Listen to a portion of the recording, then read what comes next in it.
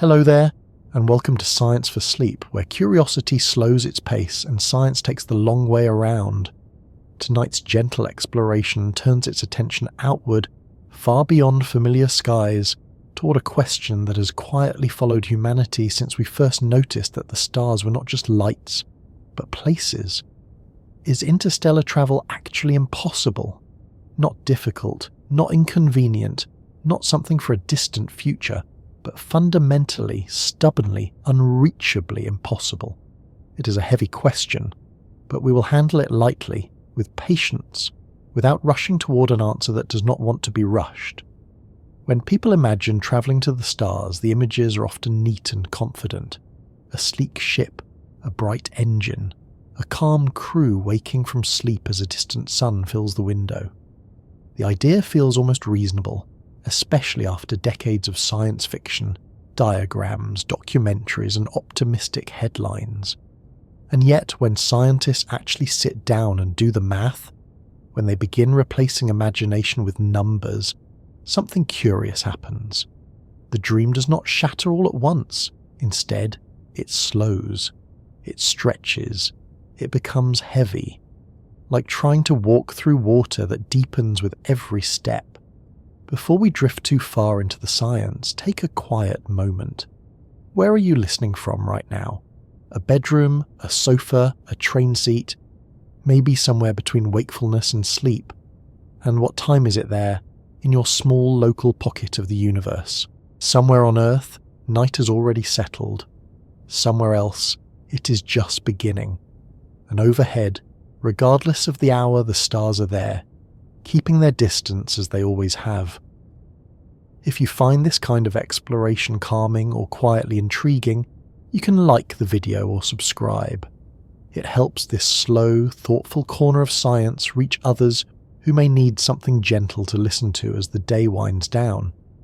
And now, without urgency, without conclusions yet, let us ease into the story of distance, physics, and the uncomfortable possibility that the universe may be far less travel-friendly than our stories suggest. When we talk about interstellar travel, we're not talking about going to the moon or even Mars. Those journeys, while difficult, belong to a completely different category. They are trips across a cosmic front yard. Interstellar travel means leaving the solar system entirely. It means crossing the empty space between stars. And that space, it turns out, is not just empty. It is enormous in a way that resists intuition. The nearest star system to our own, Alpha Centauri, is a little over 4 light-years away. That sounds manageable until the words are unpacked. A light-year is not a measure of time, but of distance. It is how far light travels in 1 year, moving at the fastest speed the universe allows. That distance is about 9.46 trillion kilometers. Multiply that by 4, and the numbers already begin to slip past the edge of everyday meaning. Writing them down does not help much. Saying them aloud helps even less. The human brain evolved to navigate forests, rivers, and plains, not trillions of kilometers of vacuum. To make the scale more tangible, imagine shrinking the solar system down so that the Earth is the size of a grain of sand. The Sun would be about the size of a large beach ball, roughly 10 meters away. Neptune, the outermost planet, would orbit about 300 meters from the Sun. Even at this scale, the nearest star would not be on the same beach. It would be hundreds of kilometers away. And between those 2 points, there would be almost nothing. That nothingness is part of the problem. In space, there are no roads, no refueling stations, no air, no natural braking system. Once you leave Earth, everything you need must come with you or be generated along the way. Every gram matters. Every bit of energy must be accounted for. And the farther you want to go, the more the costs begin to rise not linearly but brutally. It is tempting to assume that the main barrier is speed. If only we could go faster, the reasoning goes, the stars would feel closer, and speed is certainly a challenge, but it is not the first one. Even reaching a small fraction of the speed of light requires staggering amounts of energy. The fastest spacecraft humans have ever built, probes like Voyager 1, are travelling at about 17 kilometers per second. At that pace, reaching Alpha Centauri would take over 70,000 years. That is not a journey. That is a geological era. You might imagine simply building a faster engine, a bigger rocket, a more efficient fuel. But rockets face a fundamental limitation known as the rocket equation. The faster you want to go, the more fuel you need. But the more fuel you add, the heavier the spacecraft becomes, which means you need even more fuel to move that fuel.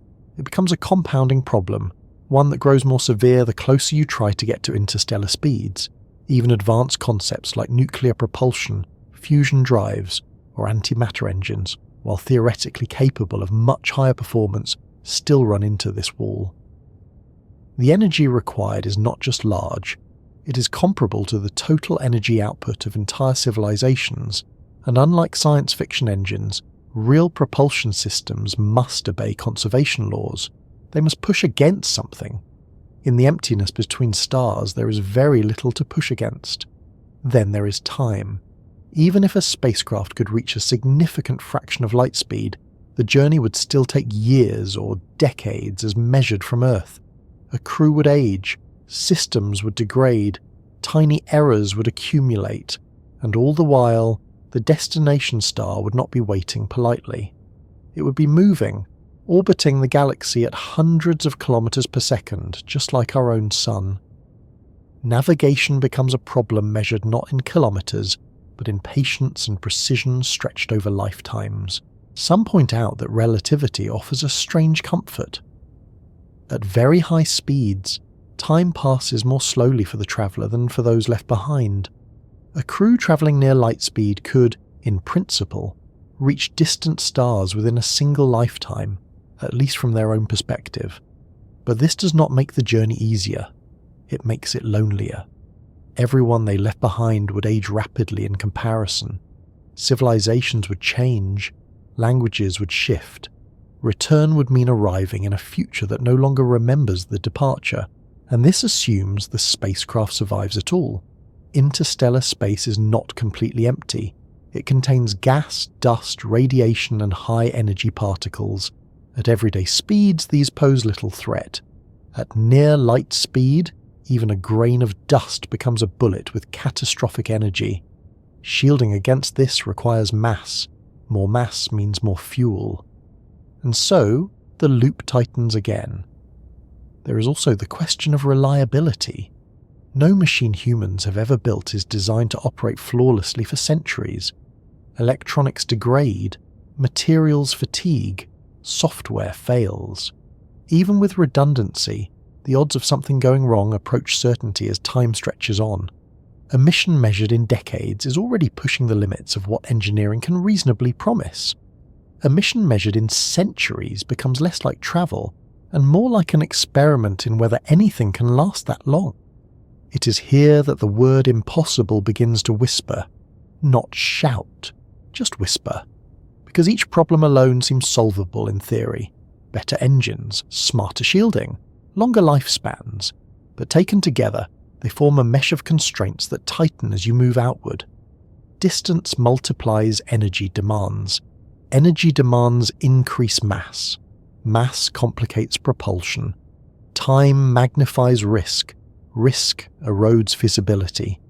Still, humans are persistent. When faced with barriers, we do not usually stop at the first wall.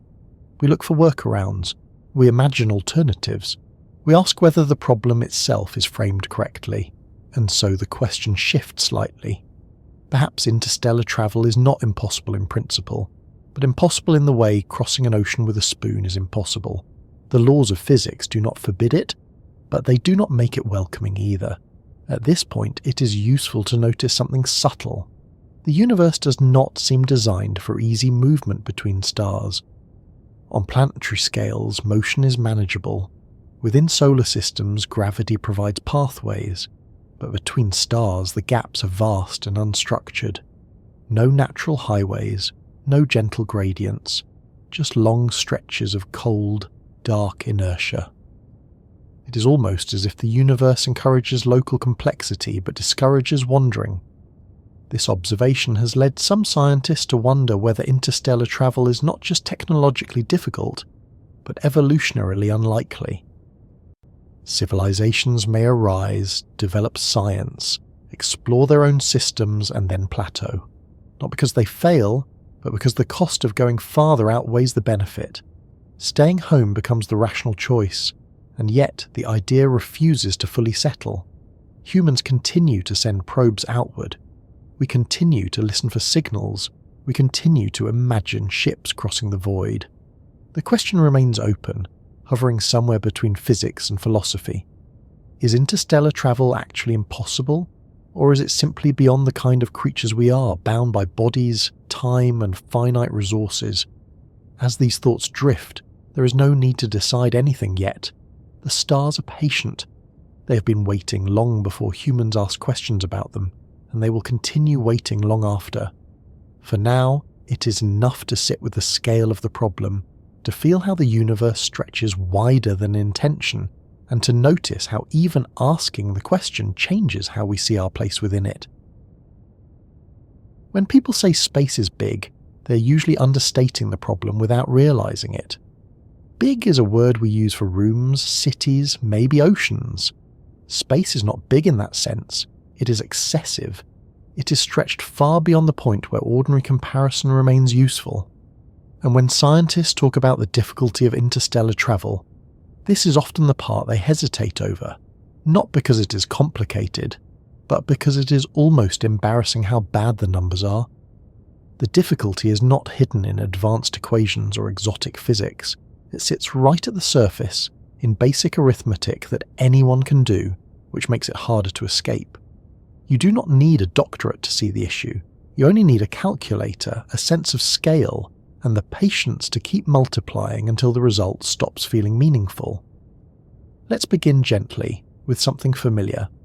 Earth orbits the Sun at a distance of about 150 million kilometers. That sounds enormous, but we cross it constantly with light, heat, and radio signals. Spacecraft travelling to Mars deal with distances of tens to hundreds of millions of kilometers, depending on orbital alignment. These journeys are difficult, expensive, and slow, but they are not alien. They fit just barely into human planning horizons. Months, sometimes years, still within a working lifetime. Now move outward to the edge of the solar system. Neptune orbits about 4.5 billion kilometers from the Sun. Even at that scale, sunlight still reaches it in a few hours. Spacecraft like Voyager took more than a decade to get there, moving faster than any crewed vehicle ever built. Already the timescales are stretching. Mission teams retire. Engineers who designed the instruments are no longer available when data arrives. And yet, in astronomical terms, this entire solar system is still a tiny bubble. If the Sun were reduced to the size of a marble, the orbit of Neptune would fit inside a small room.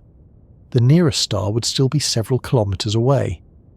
That gap, that empty separation, is the vastness problem in its purest form. The distance to Alpha Centauri is about 4.37 light years.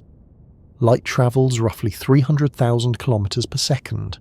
That is fast enough to circle Earth more than 7 times in a single second. Even at that speed, crossing the gap between stars takes years. Nothing with mass can reach or exceed that speed. Everything slower stretches the journey further. If a spacecraft travelled at 10% of light speed, which is far beyond anything humans have ever built, the trip would still take over 40 years from Earth's perspective.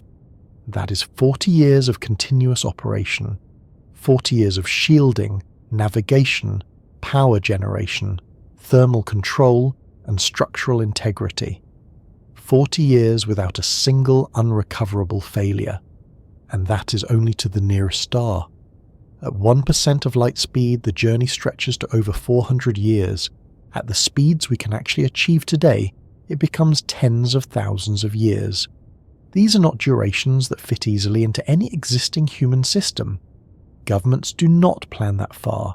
Companies do not survive that long. Cultures change completely over much shorter spans. This is where the vastness problem becomes less about technology and more about alignment between scales. Human civilization operates on years, decades, occasionally centuries. interstellar distances demand millennia even under optimistic assumptions. There is a mismatch that no engineering breakthrough automatically resolves. It is tempting to imagine that faster propulsion alone could bridge this gap. If only we could go faster, the argument goes, the universe would feel smaller. But speed improvements do not compress distance linearly in any helpful way.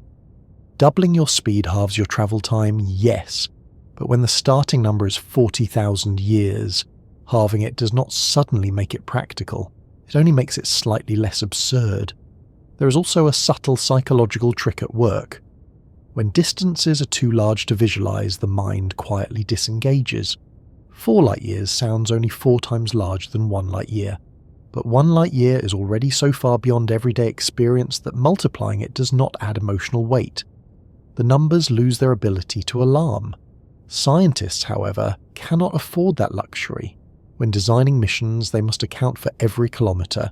Navigation errors that are negligible within a solar system become catastrophic over interstellar distances.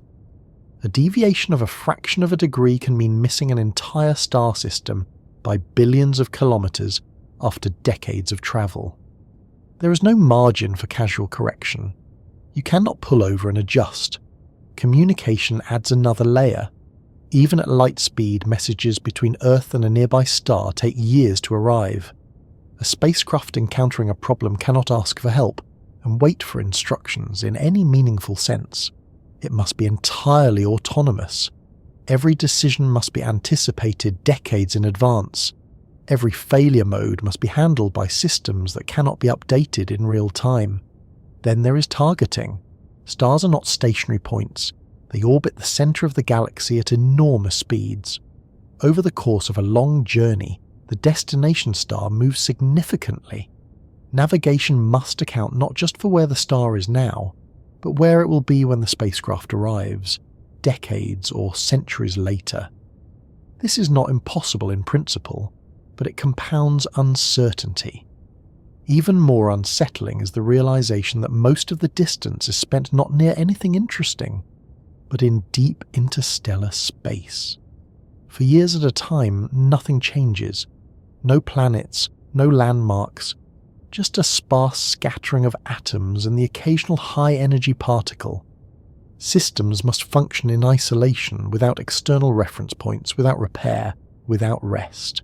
The vastness problem also affects energy storage. Any propulsion system capable of sustaining high speeds for long durations must either carry enormous energy reserves or generate energy continuously. Both options face physical limits. Fuel adds mass. Reactors require shielding. Energy conversion produces waste heat that must be radiated away, which becomes harder as power increases. As distances grow, the inefficiencies accumulate. Tiny losses matter. Slight inefficiencies in power systems, minuscule leaks, microscopic material degradation all become mission-ending over long enough timescales. On Earth, maintenance handles these issues. In interstellar space, there is no maintenance, only design. This is why even uncrewed interstellar probes remain hypothetical. While concepts exist, they often rely on extreme assumptions. Ultralight sails pushed by powerful lasers, self-healing materials that do not yet exist, power sources that remain stable for centuries, navigation systems that never drift. Each assumption might be plausible on its own. Together they form a chain where the weakest link decides the outcome. The vastness problem also interacts with economics. Interstellar missions would require enormous upfront investment for returns that may not arrive within any reasonable institutional time frame. Scientific data might come back after the careers of everyone involved have ended. Political support would need to persist across generations. This is not a technical obstacle, but it is a real one. Some suggest bypassing the issue by sending information instead of matter. Probes could transmit data without returning. This helps slightly, but it does not reduce travel time. The probe still has to cross the same distances. The information still arrives decades later, and the probe still must survive the journey. Others propose sending self-replicating machines, that can use local materials to build copies of themselves, spreading slowly through the galaxy. While intriguing, this idea assumes a level of autonomy, reliability, and resource utilization that remains speculative. It also introduces ethical and control concerns that complicate the picture further. At this point, it becomes clear why people avoid doing the full calculation. The math does not inspire optimism. It does not yield neat timelines or heroic milestones. It yields spreadsheets full of long durations, large energy requirements, and cascading constraints. The universe does not say no outright. It simply makes every step expensive. And yet, the vastness problem is not just an obstacle. It is also information. It tells us something about the structure of the universe and our place within it. The stars are visible to us but not easily reachable. Information travels freely, but matter does not. Local systems are rich and complex, while interstellar space is sparse and indifferent. This arrangement may not be accidental. On cosmic scales, stars form, burn, and die without ever interacting directly. Planetary systems evolve largely in isolation. Life, if it arises, must make do with its immediate neighbourhood. The universe seems to favour pockets of activity separated by long silences.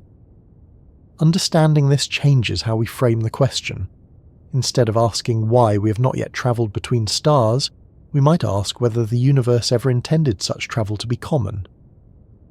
Perhaps interstellar journeys are not the next step after spaceflight, but a fundamentally different category of endeavour, one that lies outside the normal trajectory of technological progress. None of this proves impossibility. Physics rarely closes doors completely. But it does suggest that interstellar travel is not merely an extension of what we already do. It is not just more rocket or better engine. It requires confronting scale itself, accepting that the universe operates on dimensions that dwarf biological intuition. It is tempting to think of speed as a simple thing. Faster means sooner, slower means later. On Earth, this intuition works well enough. A faster train reaches the station first. A quicker route saves time, but once the conversation leaves the ground and drifts into the structure of the universe itself, speed stops behaving like a friendly variable and starts acting more like a boundary.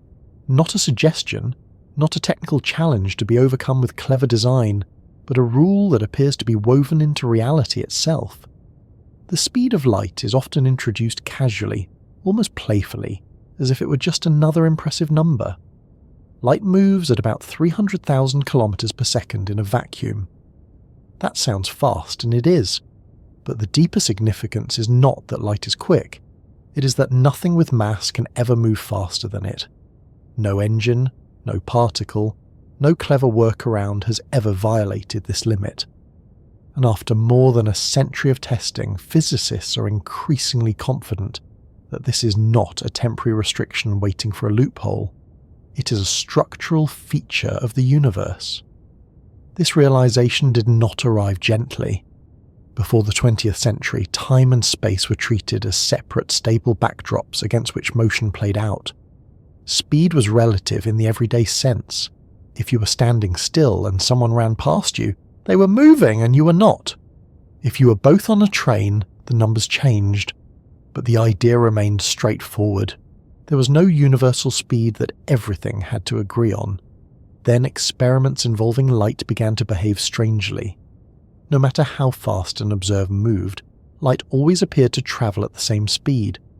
Whether you chased a beam or ran away from it, it never slowed down or sped up relative to you. This was deeply uncomfortable for classical physics. It forced a choice. Either measurements were wrong, or the concepts of time and space themselves needed a revision. The revision won. Time and space were no longer independent. They became aspects of a single structure called space-time. Speed, particularly the speed of light, became more than a measurement. It became a conversion factor between space and time, fixing how much of one could be exchanged for the other. This has consequences that feel almost rude in their refusal to accommodate intuition. As an object accelerates toward the speed of light, its energy requirement increases dramatically, not gradually but asymptotically. Each additional fraction of that speed demands more energy than the last.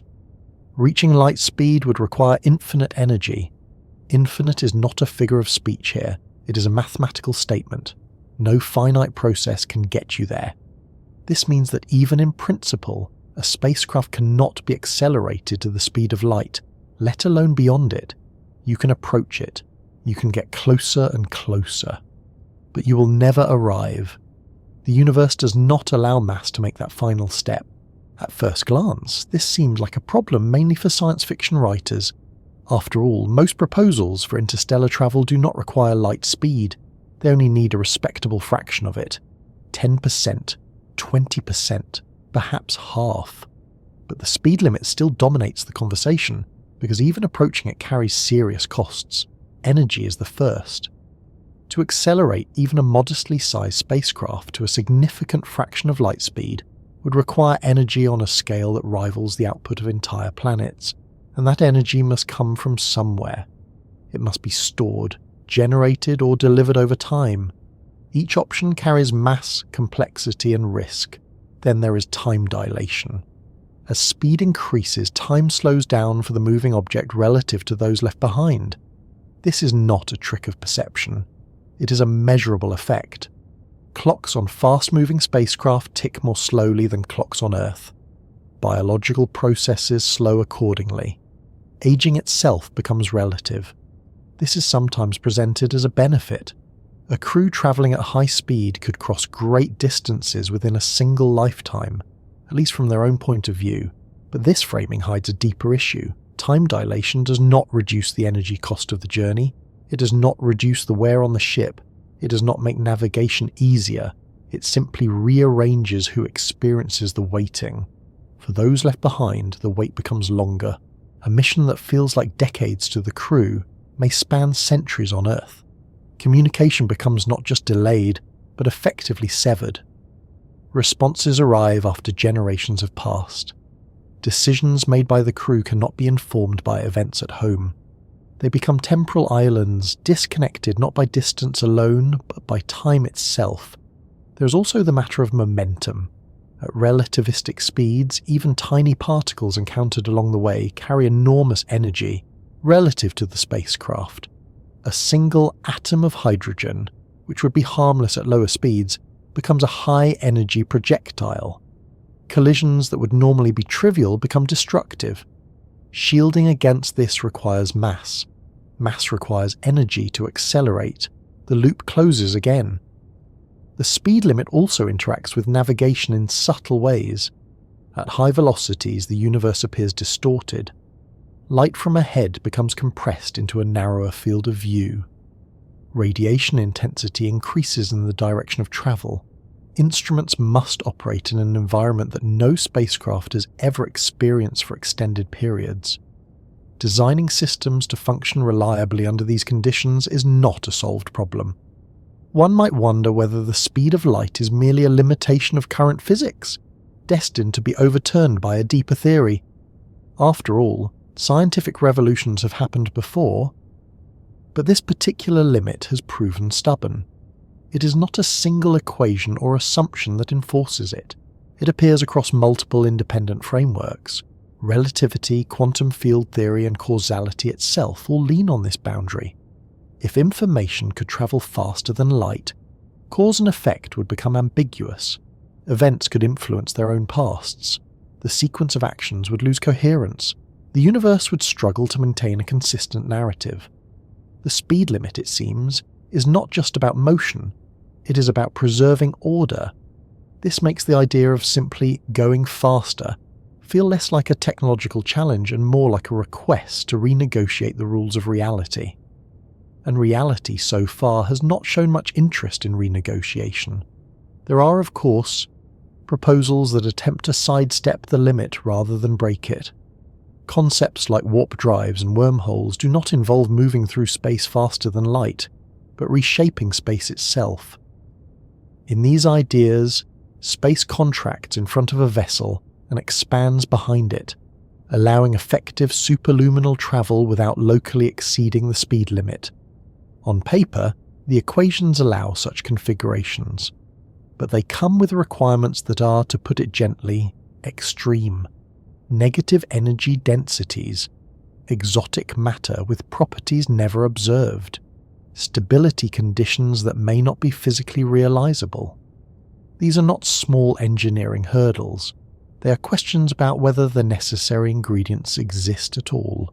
Even if such structures could exist, they raise additional concerns. Creating and controlling space-time distortions would require precision on scales that dwarf any current technology. Any failure could be catastrophic. And again, none of this addresses the energy cost. Moving space-time itself is not cheaper than moving through it. There is also an often overlooked aspect of the speed limit that affects exploration even at lower velocities. Signals, not just ships, are constrained. You cannot see what is happening somewhere else until light from that event reaches you. The universe is always shown to us as it was, not as it is now. The farther away something is, the older the information we receive. This means that even discovering habitable worlds around distant stars involves a built-in delay. By the time a signal reaches us, the conditions we are observing may no longer exist. A planet that appears promising might have changed dramatically in the meantime. Interstellar exploration is always slightly out of sync with reality. As these layers accumulate, the speed limit begins to feel less like a single obstacle and more like a web. It constrains motion, communication, causality, energy, and perception simultaneously. You cannot address one aspect without encountering the others, and yet, the universe does allow something remarkable. While matter is slow and constrained, information encoded in light moves freely at the maximum speed. We can observe stars across the galaxy. We can measure their composition, their motion, their age. We can map regions we will never visit. In this sense, the universe is generous. It allows knowledge to travel even when bodies cannot. This raises an uncomfortable possibility. Perhaps interstellar travel was never meant to be physical in the way we imagine. Perhaps the intended mode of connection between stars is observation rather than visitation, understanding rather than presence. That idea does not sit well with a species that evolved by moving, exploring, and expanding. Humans crossed oceans long before they understood their full size. We colonized continents without knowing what lay beyond the horizon. Movement is deeply tied to progress in our history. But oceans and continents existed on a planet that did not enforce an absolute speed limit. Ships could always, in principle, go faster. Winds could be stronger. Hulls could be sturdier. There was no asymptote waiting to stop them. The universe is different. It allows approach, but not arrival. It permits ambition, but not disregard. The closer you get to its limits, the more it pushes back, not with explosions or barriers, but with rising costs and slowing returns. This does not mean interstellar travel is forbidden. It means it is constrained in a way that reshapes the problem fundamentally. It is not about building a faster engine. It is about deciding whether the trade-offs make sense at all. At first glance, rockets seem like the obvious bottleneck. When people imagine interstellar travel failing, they picture engines that are not powerful enough, fuel tanks that run dry too quickly, or propulsion systems that simply cannot push hard enough against the emptiness of space. The intuition is understandable. Rockets are loud, dramatic, and visibly limited. They shake, burn, separate, and fall away. It feels natural to assume that if we could just build better ones, everything else would fall into place. But when scientists look closely at the problem, rockets turn out to be something of a distraction. Not because propulsion does not matter, but because it is not where the deepest constraints live. Even a perfect rocket, one with flawless efficiency and unlimited reliability, would still be trapped by other limits that have nothing to do with thrust or flame. To understand why, it helps to strip rockets down to their most basic role. A rocket is not really an engine in the usual sense. It is a momentum exchange device. It throws mass backward in order to move forward. That backward-thrown mass carries momentum, and conservation laws ensure the spacecraft gains an equal and opposite amount.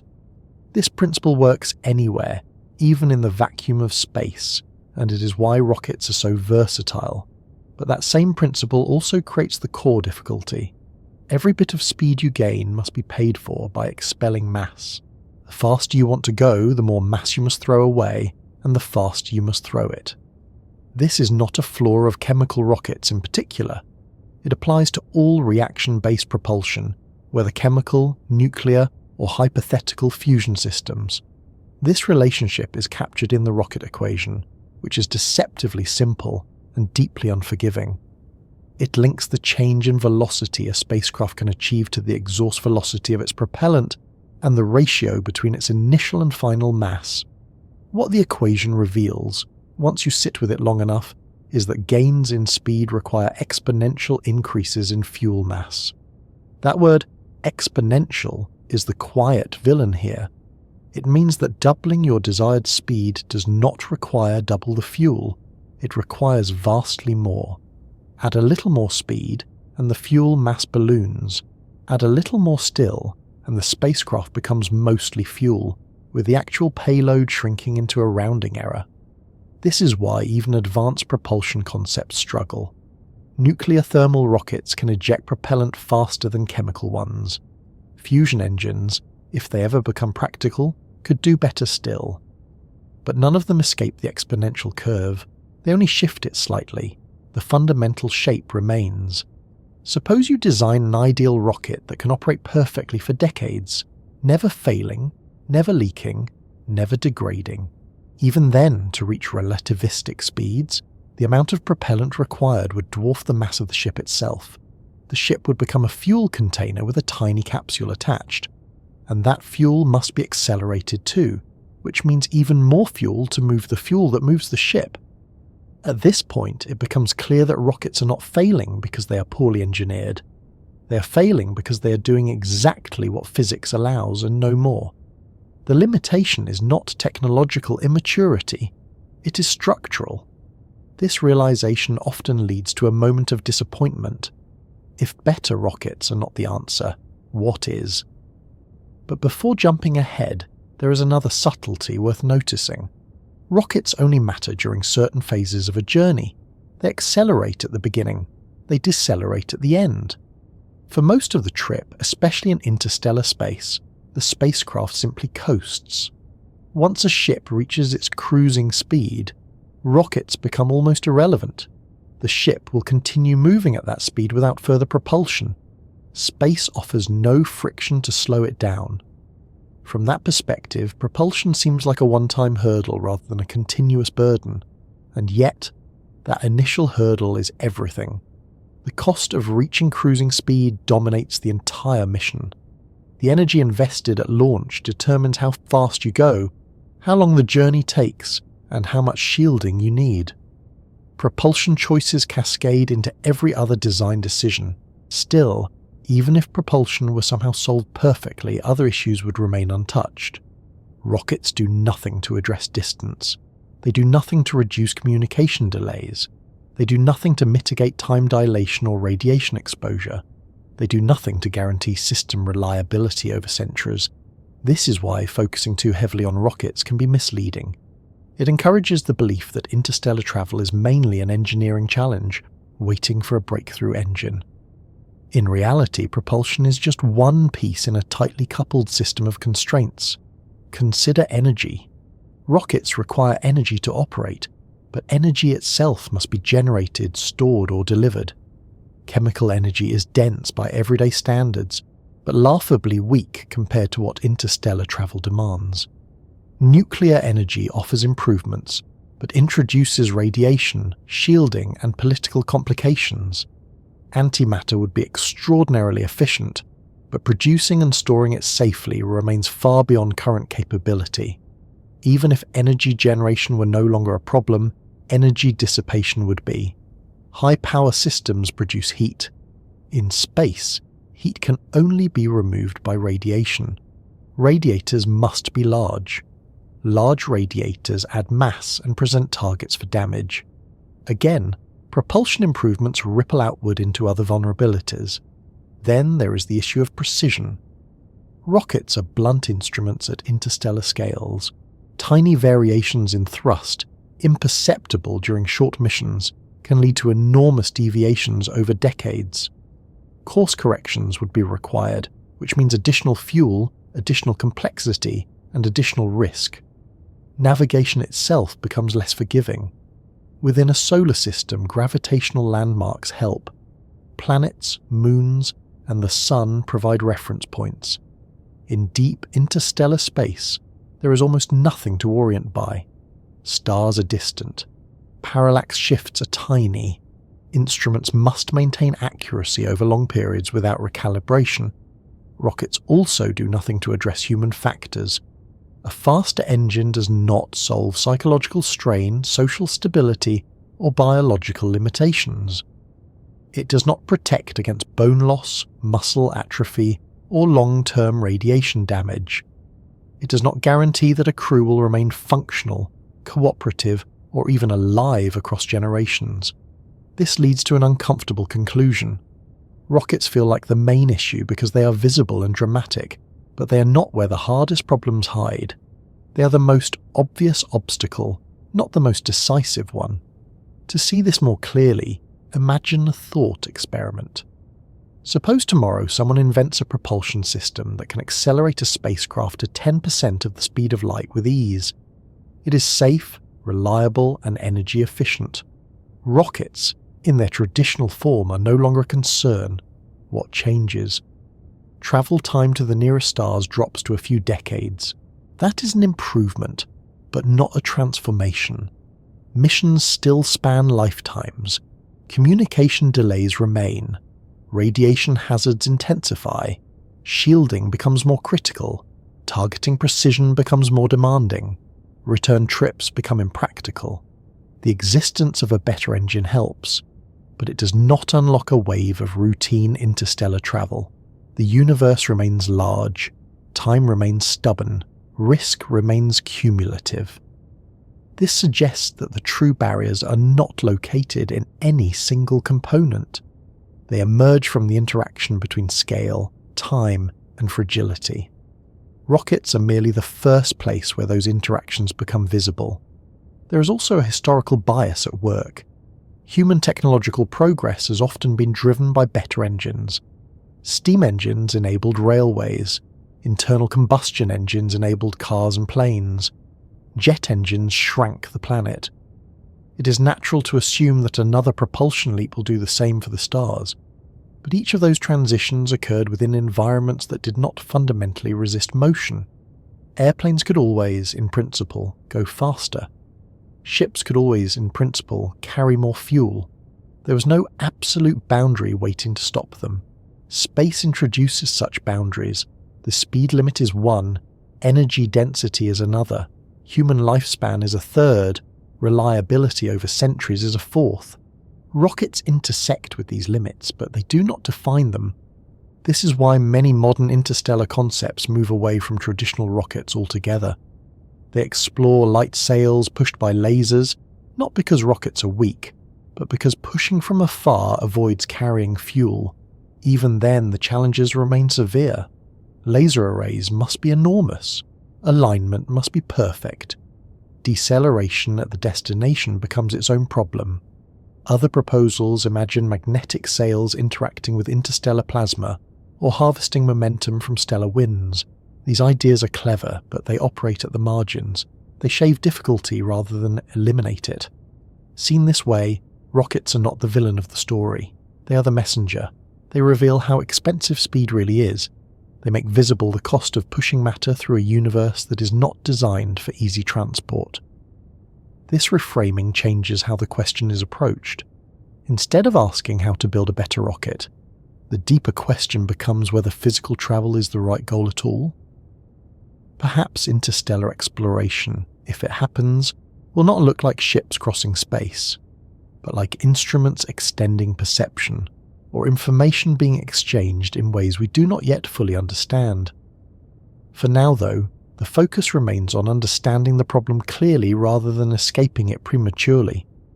Rockets, dramatic as they are, turn out to be a relatively shallow layer.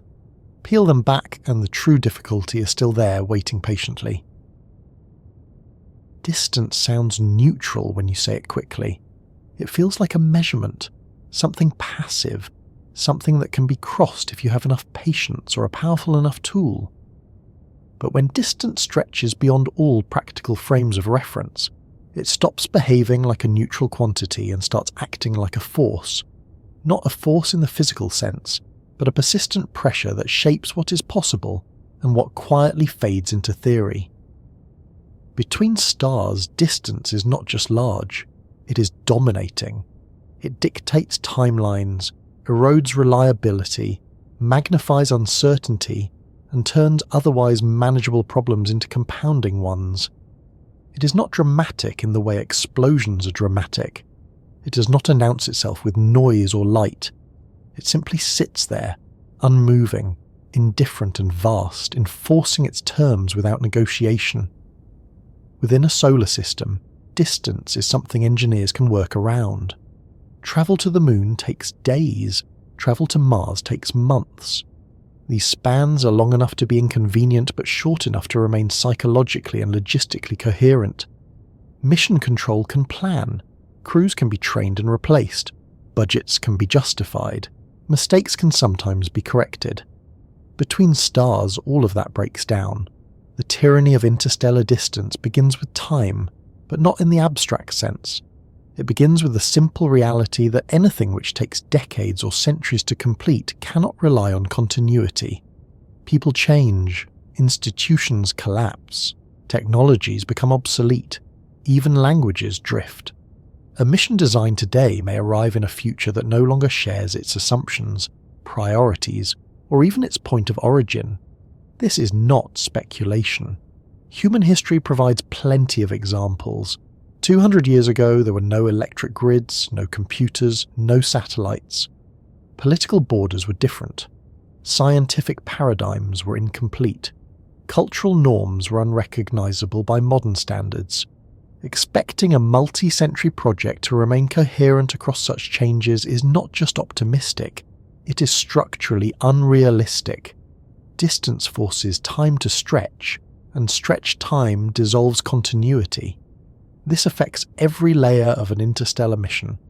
Consider design. Spacecraft systems would need to operate for durations longer than any machine humans have ever relied on without maintenance. Even the most durable infrastructure on Earth requires constant upkeep. Bridges are inspected, power plants are serviced, software is updated. Without intervention, systems decay. In interstellar space, there is no intervention. There is only what was built at launch. Materials degrade under radiation. Mechanical components wear, even in vacuum. Electronics suffer from bit flips and cumulative damage. Lubricants break down, seals weaken. Every physical system trends toward failure given enough time. Engineers can slow this process, but they cannot stop it. Distance ensures that time will be long enough for these processes to matter. Redundancy is often suggested as a solution. Build multiple systems, duplicate critical components, add backups for the backups. But redundancy increases mass. Mass increases energy requirements. Energy requirements complicate propulsion. The trade-offs cascade. And redundancy does not solve every problem. If a design flaw exists, it exists in all copies. If a long-term environmental factor was underestimated, it affects every redundant system equally. Distance gives small oversights decades to mature into mission-ending failures.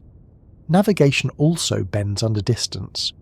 Within a solar system, gravitational landmarks provide orientation. Trajectories can be corrected using planetary flybys or solar reference points. Between stars, there is nothing comparable. Navigation relies on distant stars whose apparent positions change slowly and subtly.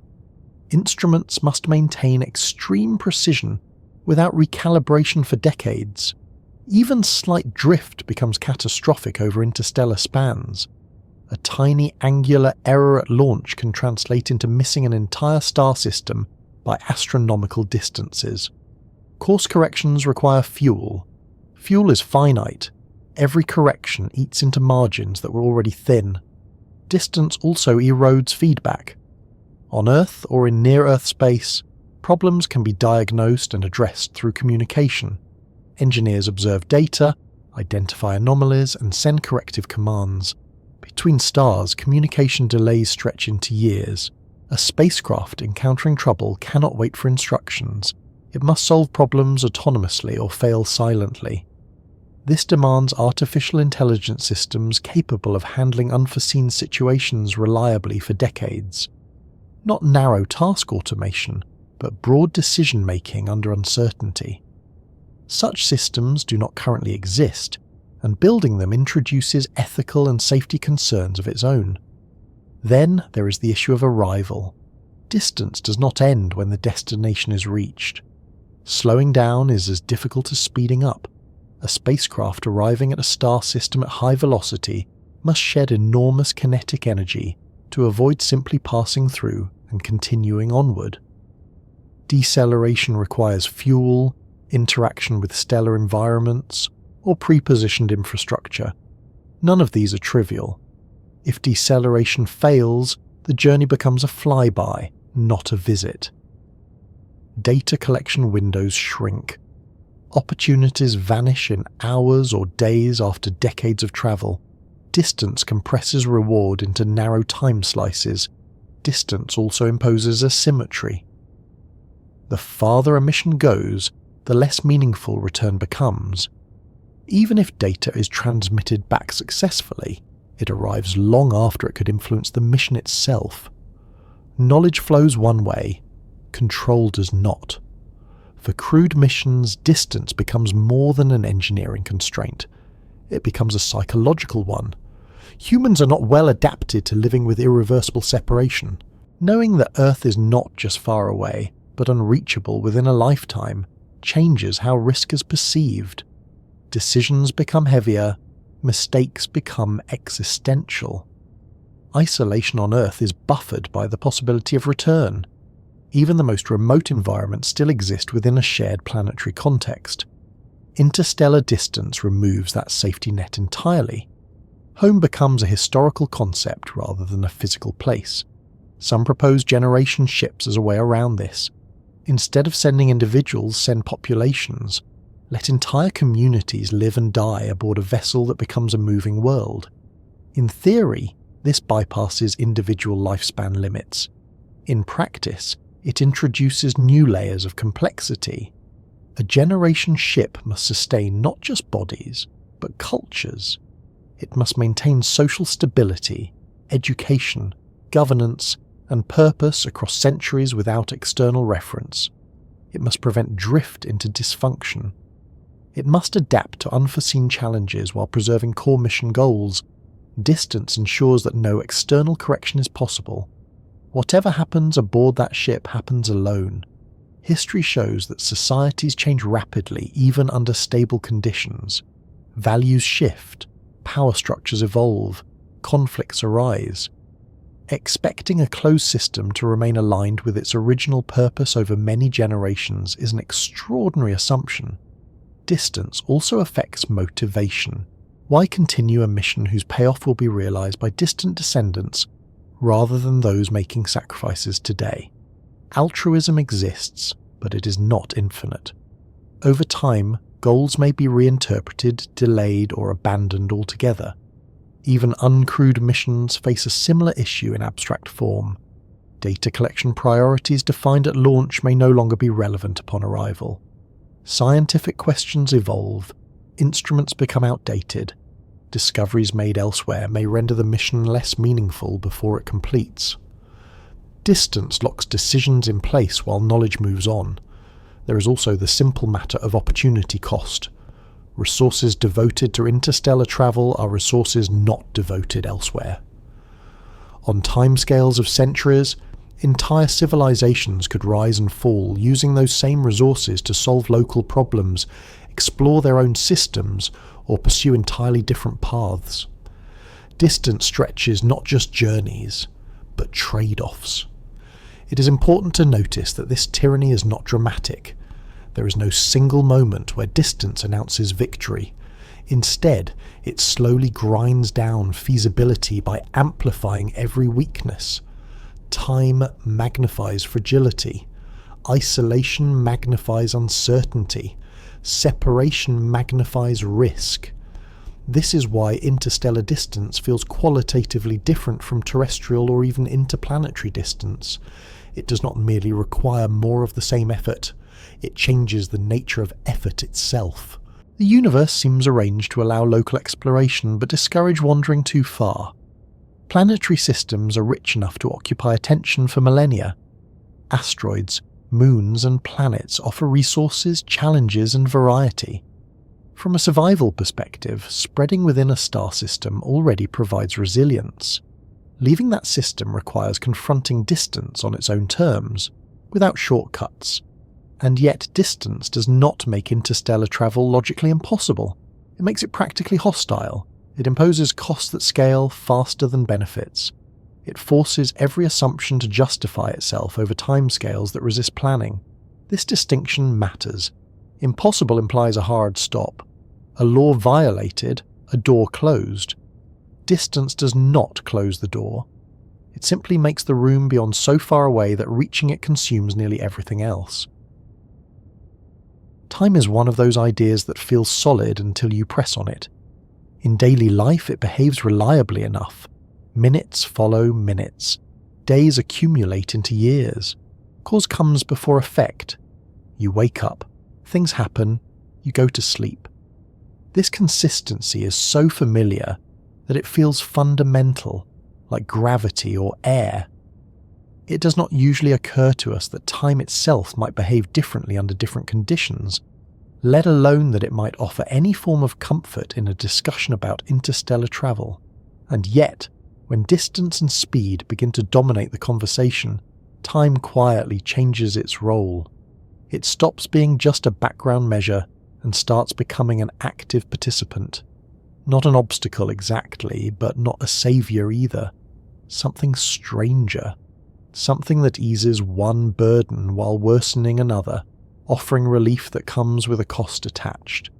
This is where relativity enters the picture, not as an abstract theory or a set of equations, but as a practical consequence of trying to move very fast across very large distances. The core idea behind time dilation is simple to state and difficult to absorb. Time does not pass at the same rate for everyone. The faster you move relative to something else, the slower your time passes compared to it. This is not a matter of perception or psychology. It is a physical effect, measured repeatedly, predicted accurately, and built into modern technology. At low speeds, like those we experience on Earth, the effect is so small it can be ignored. Driving on a highway does not noticeably slow your aging. Flying in an airplane barely makes a difference. But as speeds increase and approach the universe's speed limit, the effect becomes dramatic. For an object moving very close to the speed of light, time slows down significantly relative to a stationary observer. A clock aboard a fast-moving spacecraft ticks more slowly than a clock left behind on Earth. Biological processes slow in the same way. Heartbeats, cell division, aging itself all follow the slowed clock. This leads to an initially appealing idea. If time slows down for travellers, then long journeys might not feel long to them. A trip that takes decades or centuries from Earth's perspective might only take years or even months from the traveller's point of view. In principle, this means that interstellar journeys could be survivable within a single human lifetime, at least for those aboard the ship. This is the strange comfort of relativity. Distance stretches time unbearably for observers at rest, but speed compresses it for those in motion. On paper, this looks like a partial solution to the tyranny of distance. You cannot make the stars closer, but you can make the journey feel shorter by moving fast enough. The math is clear. At sufficiently high speeds, the time experienced by the traveller shrinks dramatically. But this comfort is unevenly distributed.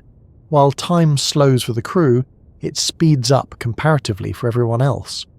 A ship that experiences 10 years of travel might return to find that a century has passed on Earth. Friends are gone, cultures have changed, languages may sound unfamiliar, political systems may no longer exist. Even if communication was maintained during the journey, every message would have arrived years late, reflecting a past that no longer aligns with the present. Relativity does not eliminate separation. It transforms it. This creates a deeper symmetry in interstellar travel. From the inside, the journey might feel manageable. From the outside, it becomes a historical event unfolding across generations. The travellers become time migrants, moving not just through space, but into the future of their origin world.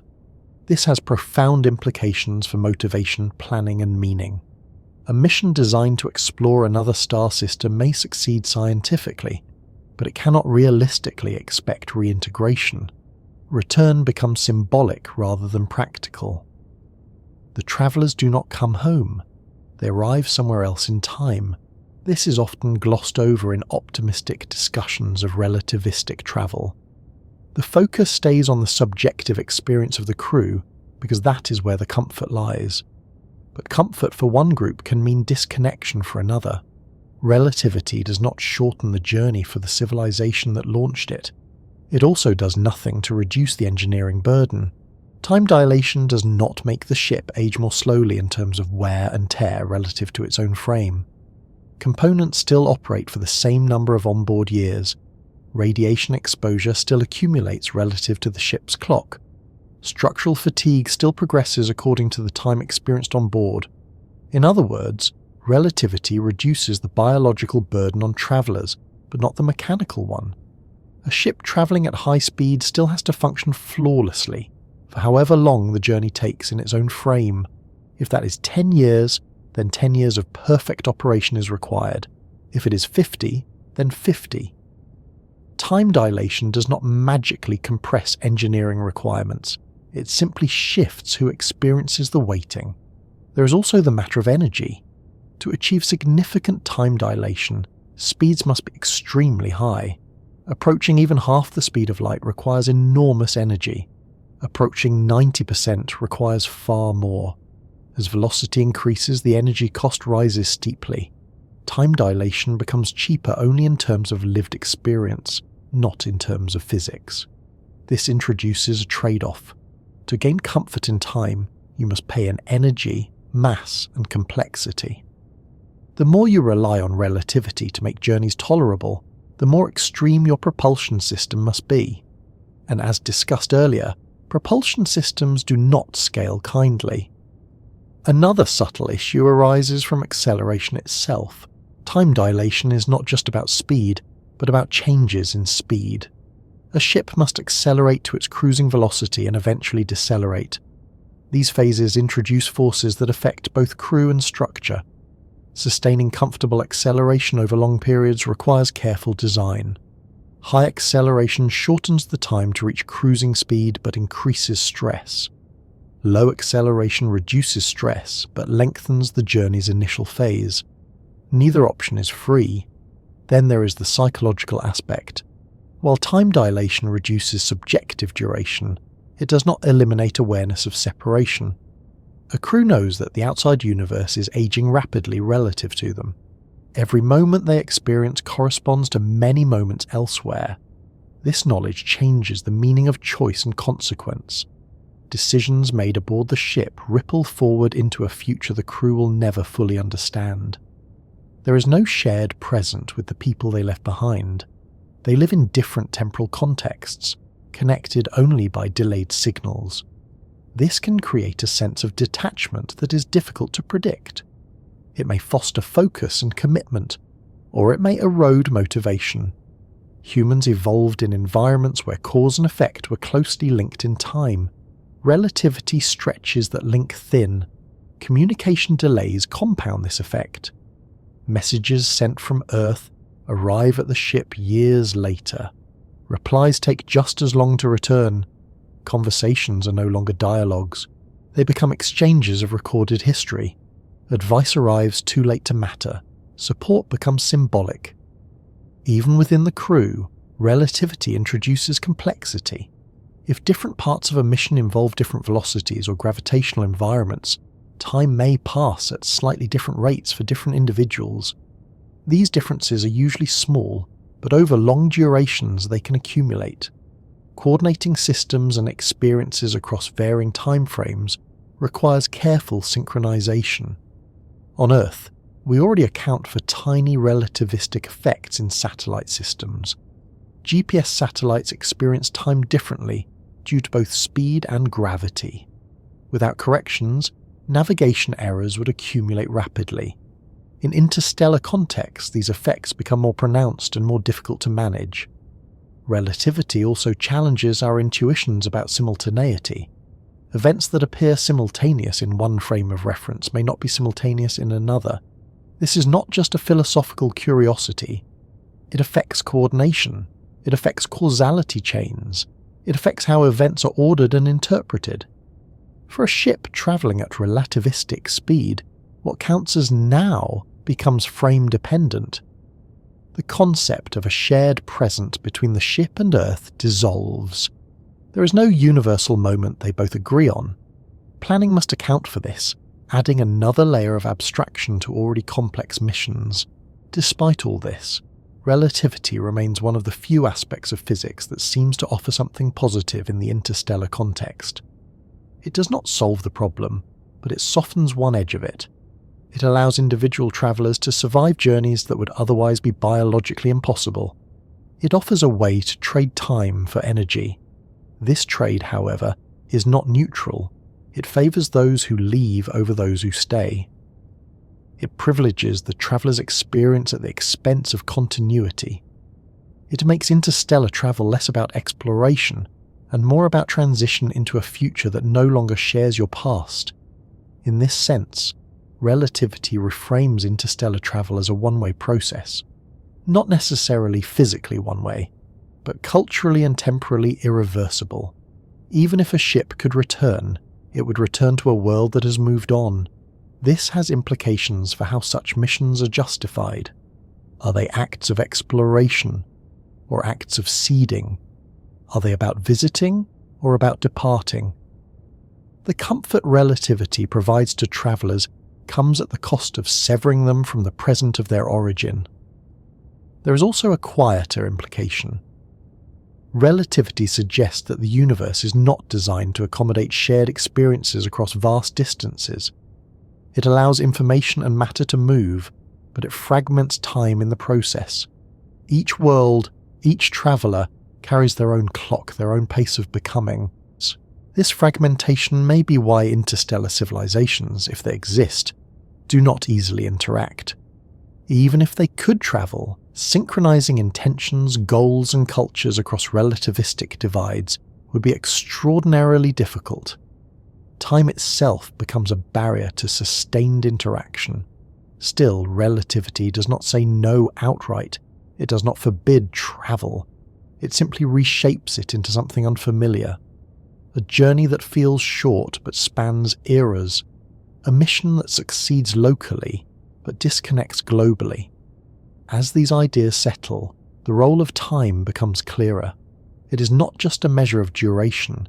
It is a cost, a currency, and sometimes a consolation. Relativity allows us to spend time differently, but it does not let us avoid paying altogether.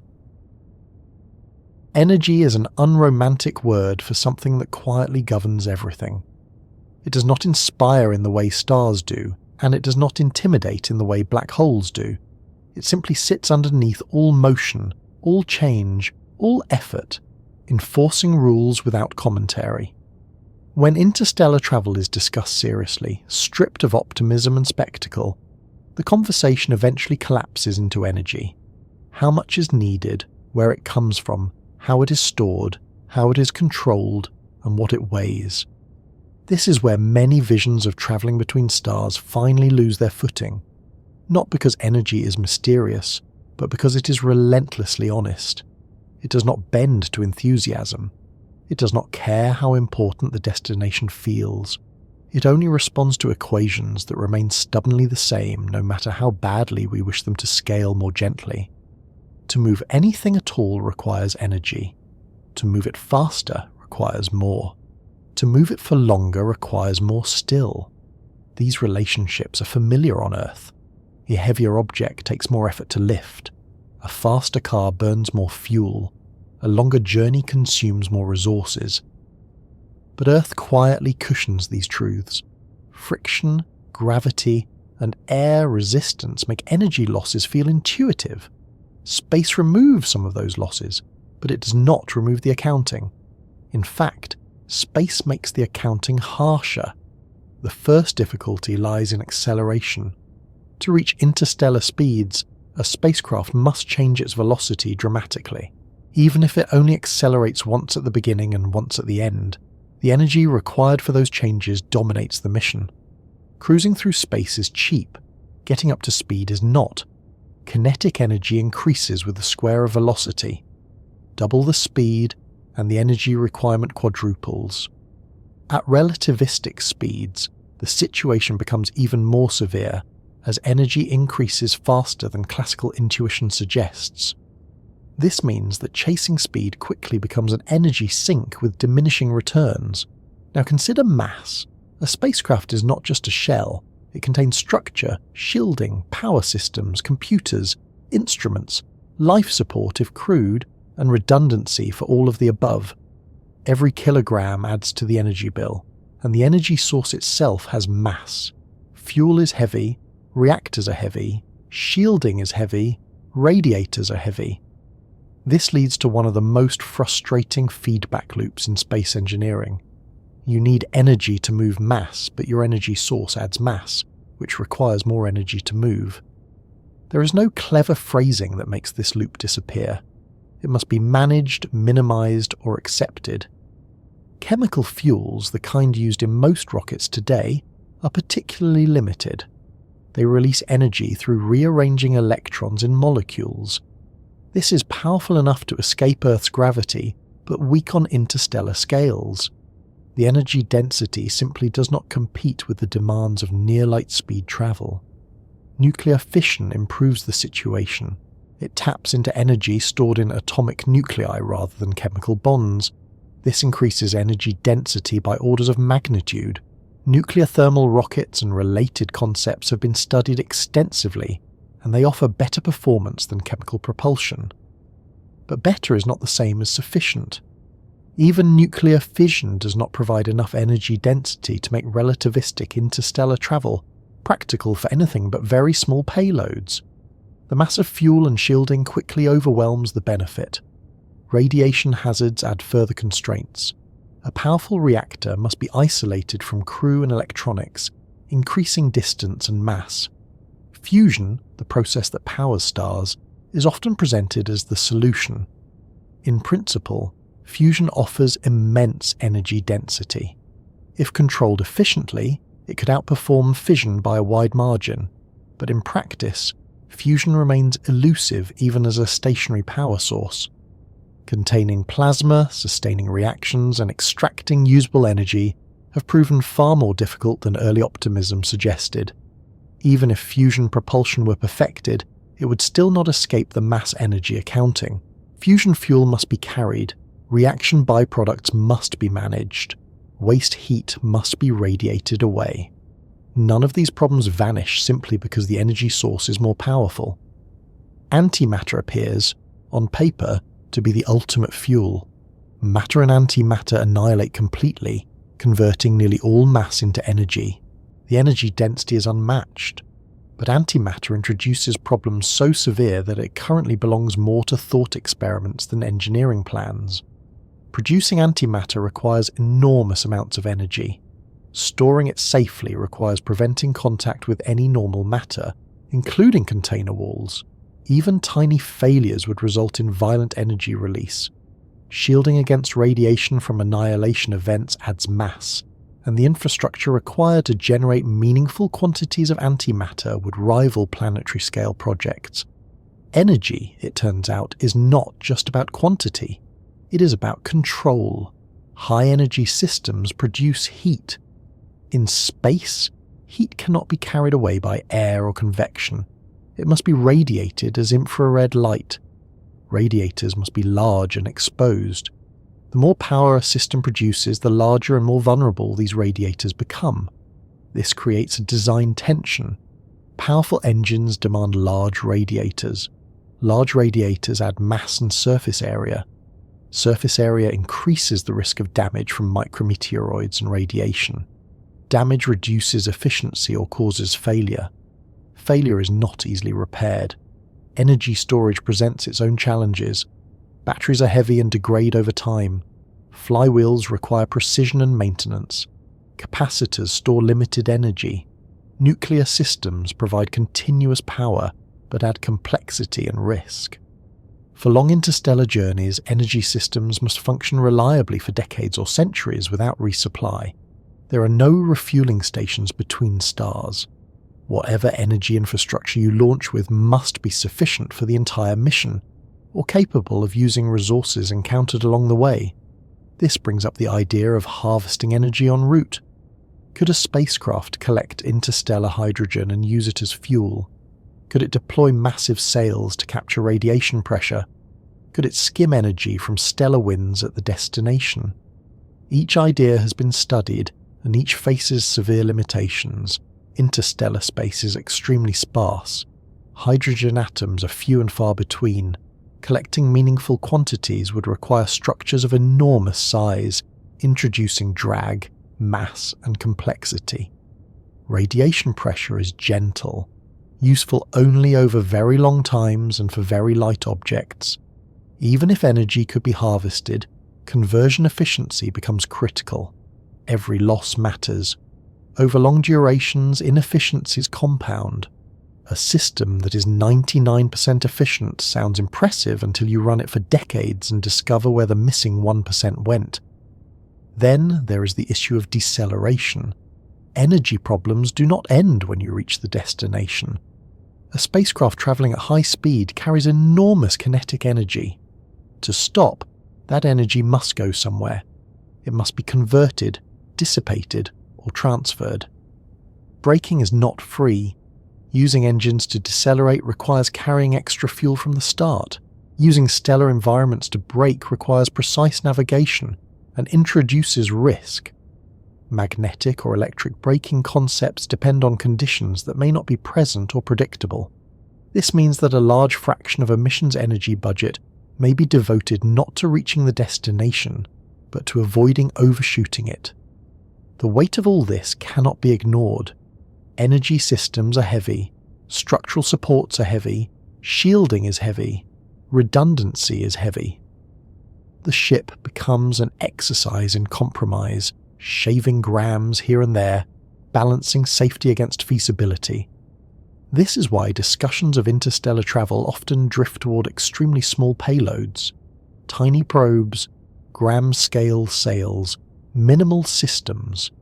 These reduce mass and energy requirements to something barely manageable, but they also reduce capability. A probe can observe. It cannot build, adapt, or sustain. Crewed missions amplify every energy problem. Life support requires continuous power.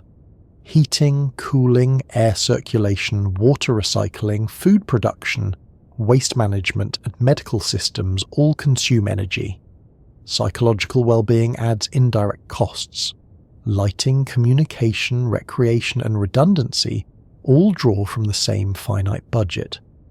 And life support systems cannot be turned off. They are not optional. They run constantly, for as long as the crew lives. This means that interstellar travel with humans is not just about moving mass once. It is about sustaining an entire artificial environment indefinitely. Energy becomes the foundation not just of motion, but of existence. There is also the question of margins. On Earth, energy systems can fail gracefully. Power outages are inconvenient but rarely fatal. In space, especially far from any help, energy failure is existential. Without power, heating fails, life support fails, navigation fails, communication fails. The margin between functioning and catastrophe narrows dramatically. This forces designers to build in excess capacity. Excess capacity adds mass. Mass adds energy cost. the loop tightens again. What emerges from all this is not a single insurmountable obstacle, but a landscape where every path is steep. Energy does not forbid interstellar travel. It simply demands payment up front, in full, with interest compounded over time.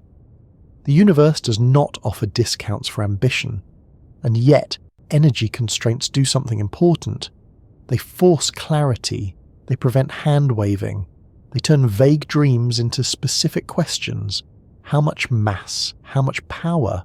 For how long? At what risk? In answering those questions honestly, it becomes clear that the challenge is not just building better engines, but deciding how much we're willing to commit to moving anything at all between stars.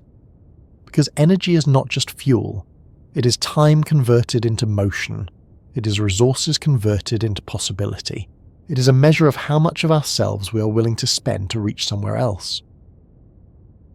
Deep space has a reputation for emptiness.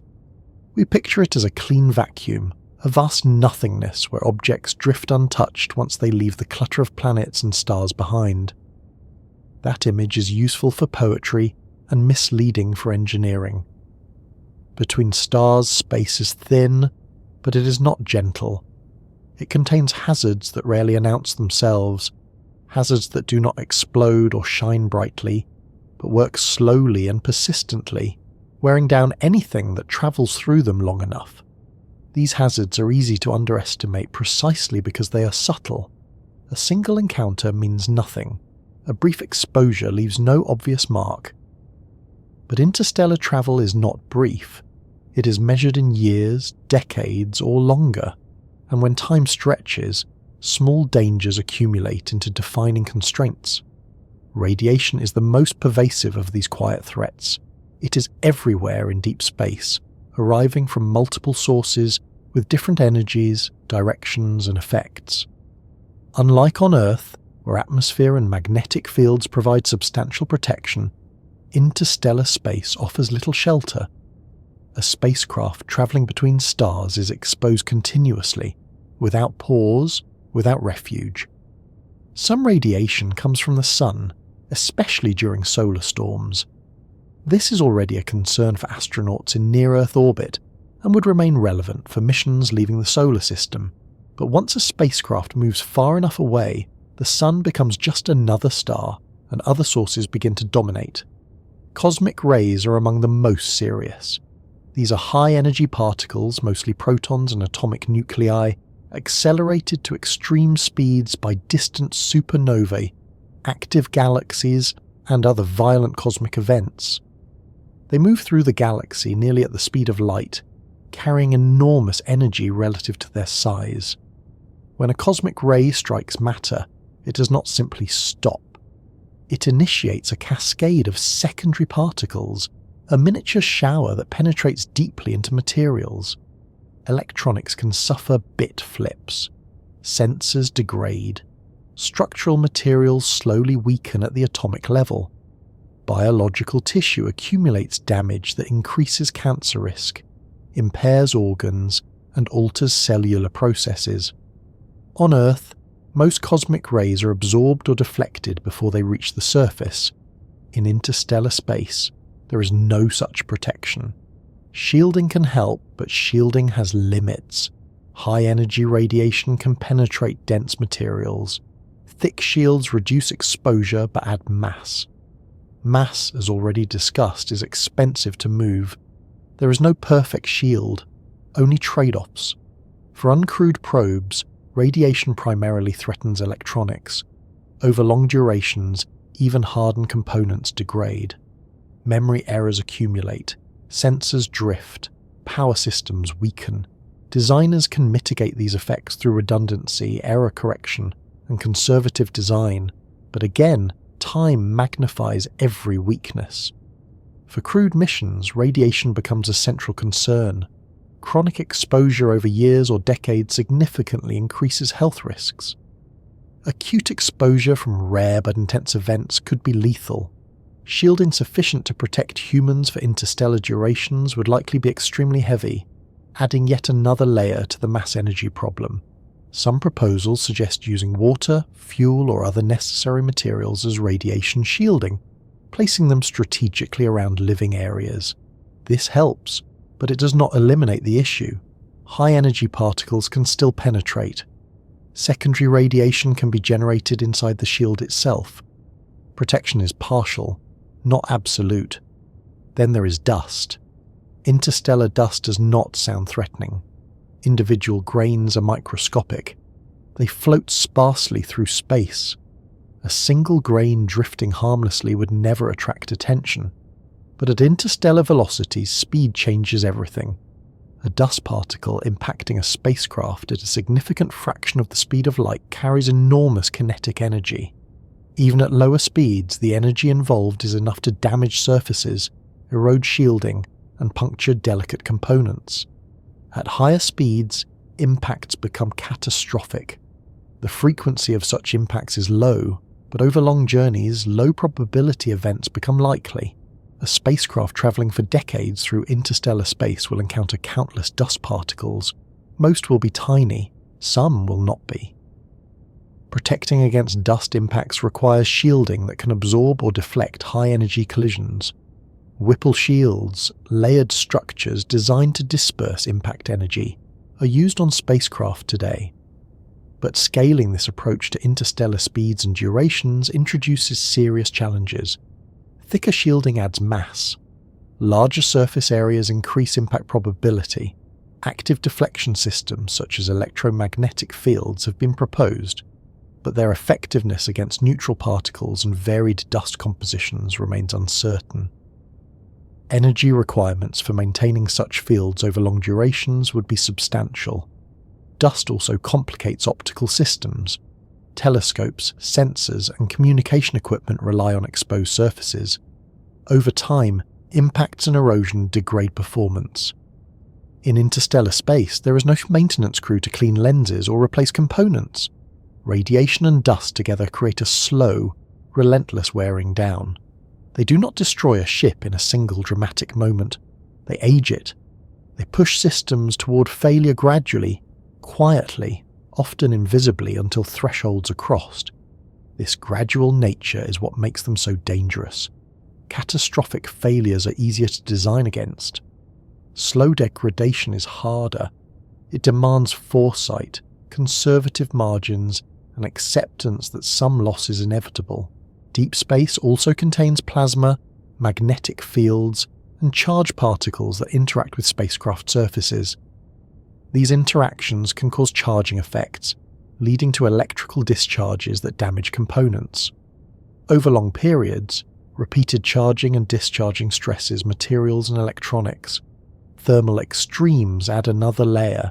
Interstellar space is cold, but not uniformly so. Exposure to starlight, internal heat sources, and radiation creates temperature gradients. Materials expand and contract. Joints fatigue. Insulation degrades. Thermal cycling over decades contributes to structural wear. Then there is the biological side, which extends beyond radiation. Long-term exposure to microgravity affects bones, muscles, cardiovascular systems, and fluid distribution. While some of these effects can be mitigated through artificial gravity or exercise, implementing such systems over interstellar durations adds complexity and energy demand. Isolation compounds these issues. Medical care must be autonomous. Surgical interventions, diagnostics, and treatment must be possible without external support. Supplies must last or be recycled perfectly. Psychological stress interacts with physical health in ways that are difficult to predict over long timescales. Even uncrewed missions face a form of biological hazard in the sense that any life detection experiments must remain uncontaminated. Radiation can alter organic molecules. Dust impacts can introduce foreign material. Preserving scientific integrity becomes harder as exposure accumulates. One of the most challenging aspects of these hazards is that they cannot be eliminated by clever shortcuts. You cannot negotiate with cosmic rays. You cannot avoid dust entirely. You can only reduce exposure, manage damage, and hope that systems last long enough. This makes interstellar travel fundamentally different from most human engineering projects. It is not about reaching a destination quickly and then dealing with challenges upon arrival. It is about surviving the journey itself, which is the dominant phase of the mission. On Earth, journeys are usually brief relative to their purpose. You travel for hours to attend a meeting that lasts days. You sail for weeks to reach land where you settle for years. In interstellar travel, the journey is the majority of the experience. The destination is a narrow window at the end. This inversion changes priorities. Durability matters more than performance. Reliability matters more than speed. Predictability matters more than flexibility. Radiation, dust, and other quiet hazards reward conservative design and punish optimism. They do not care about intentions or goals. They respond only to exposure time and material limits. Some researchers propose that the solution is to avoid sending complex systems at all. Instead, send extremely simple probes that can tolerate damage and still function. Others suggest sending many probes, accepting that most will fail but hoping some will succeed. This shifts the problem from individual reliability to statistical survival. These approaches may work for limited scientific exploration. They do not scale easily to crude missions or complex operations. Humans require stable environments. They do not tolerate gradual degradation well. Another idea is to shorten exposure by increasing speed. But as discussed earlier, higher speed increases the severity of radiation and dust impacts. Faster travel reduces time but increases intensity. The total dose may not decrease as much as hoped. There is no easy optimization. Every adjustment trades one risk for another. It is also worth noting that these hazards do not end upon arrival. The space around other stars can be more hostile than our own. Stellar activity, radiation belts, and unknown environments introduce new uncertainties. A ship that survives the journey may arrive already weakened, facing fresh challenges with limited reserves. This cumulative nature of deep space hazards reinforces a broader pattern. Interstellar travel is not blocked by a single wall. It is eroded by many small forces acting together over long periods. Each one alone seems manageable. Together, they become decisive. And yet, these hazards also teach something important. They reveal that the universe is not empty in the way we often imagine. It is active, energetic, and dynamic, even in its quietest regions. Travelling through it is not like crossing a calm sea, but like enduring a constant low-level storm that never fully breaks. As attention lingers on these risks, another question naturally arises. Even if a spacecraft could be shielded perfectly, even if systems could endure radiation and impacts indefinitely, what about the passengers themselves? The idea of sending humans between stars often focuses on machines, engines, and trajectories, but beneath all of that sits a quieter and far more delicate variable: the human organism. Not as an abstract concept, but as a living system shaped by gravity, sunlight, social contact, and rhythms that evolved over millions of years on a single planet. When journeys stretch from months into decades and beyond, the question stops being whether a ship can survive the voyage and becomes whether the people inside it can remain whole while doing so. The human body is remarkably adaptable in the short term. It tolerates stress, heals from injury, and adjusts to new environments with surprising resilience. This adaptability has enabled humans to live in deserts, polar regions, high mountains, and sealed space stations. But adaptability is not infinite, and it is not evenly distributed across time.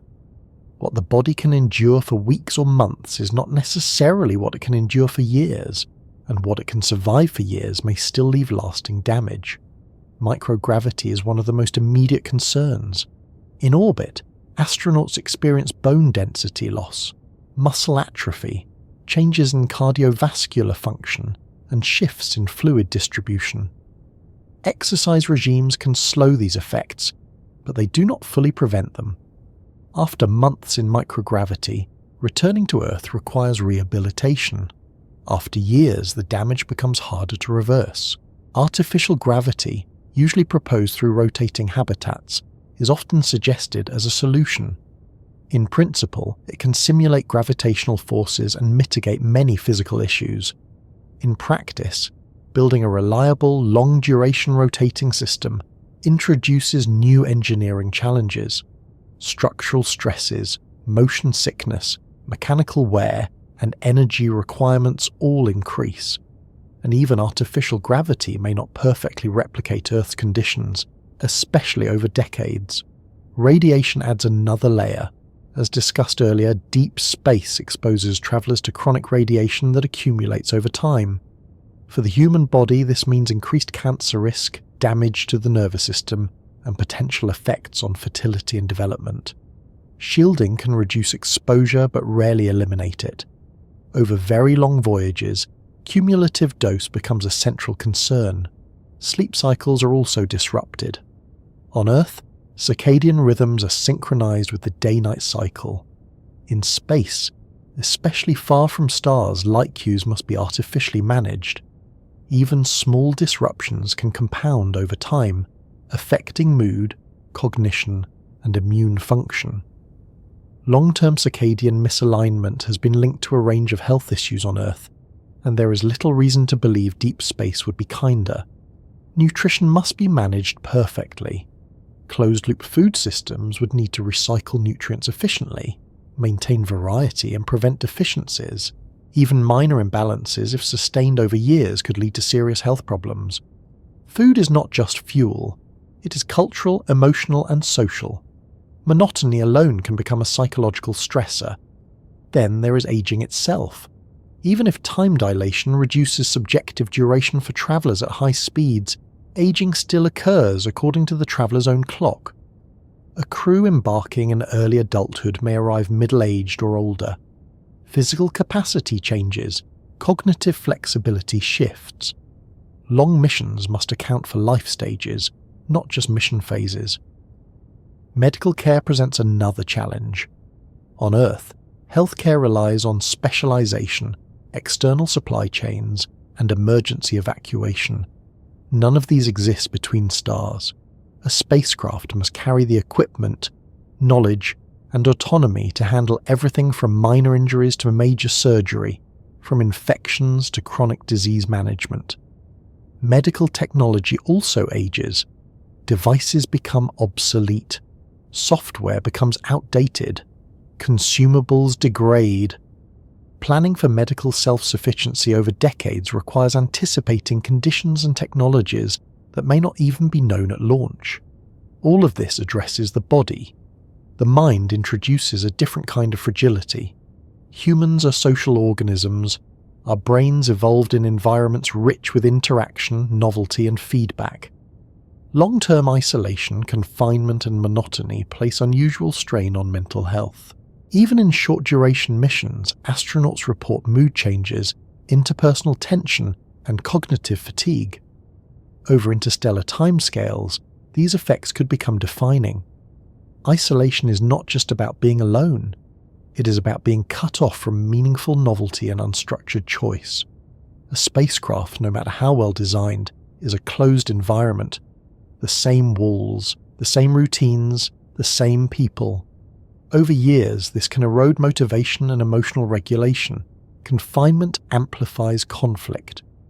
Minor disagreements that would dissipate in open environments can linger and intensify when escape is impossible. Social dynamics become critical. Crew selection, training, and psychological compatibility matter as much as technical skill. Even then, predicting long-term interpersonal outcomes is notoriously difficult. There is also the issue of purpose. Humans tolerate hardship better when it feels meaningful. On an interstellar mission, the payoff is distant and abstract. Daily tasks may feel disconnected from the ultimate goal. Maintaining a sense of agency and relevance over decades requires careful design of roles, feedback, and autonomy. Communication delays worsen this. Conversations with Earth become asynchronous, delayed by years. Support becomes historical rather than immediate. Advice arrives too late. News from home reflects a world that has already moved on. The psychological anchor of belonging weakens. This can produce a sense of temporal dislocation. Travellers live in a different now than everyone else. Their present does not align with the present of their origin world. Over time, this can erode identity. Who are you if the society you came from no longer exists in a recognisable form? Memory plays a role here. Long voyages mean that memories of Earth become increasingly distant, both temporally and emotionally. New generations, if born aboard, may have no direct connection at all. Their sense of home is the ship, not the planet that launched it. For Generation-style missions, this becomes a central issue. Children born during the journey did not choose the mission. Their consent is implied rather than given. Their lives are defined by a destination they may never see or care about. This raises ethical questions that cannot be resolved by engineering. Education aboard such a vessel must serve two purposes at once. It must prepare individuals to maintain the ship and fulfill the mission, and it must provide a meaningful life independent of that mission. Balancing these goals over generations is not trivial. Cultural drift is inevitable. Values change, priorities shift, traditions evolve. Over time, the original mission goals may lose relevance or be reinterpreted. This is not a failure of discipline, it is a natural property of human societies. Even for shorter, crewed missions, psychological health remains fragile. Depression, anxiety, and cognitive decline are not just individual problems. They affect group dynamics and decision-making. A single severe psychological crisis could destabilize an entire mission. Countermeasures exist.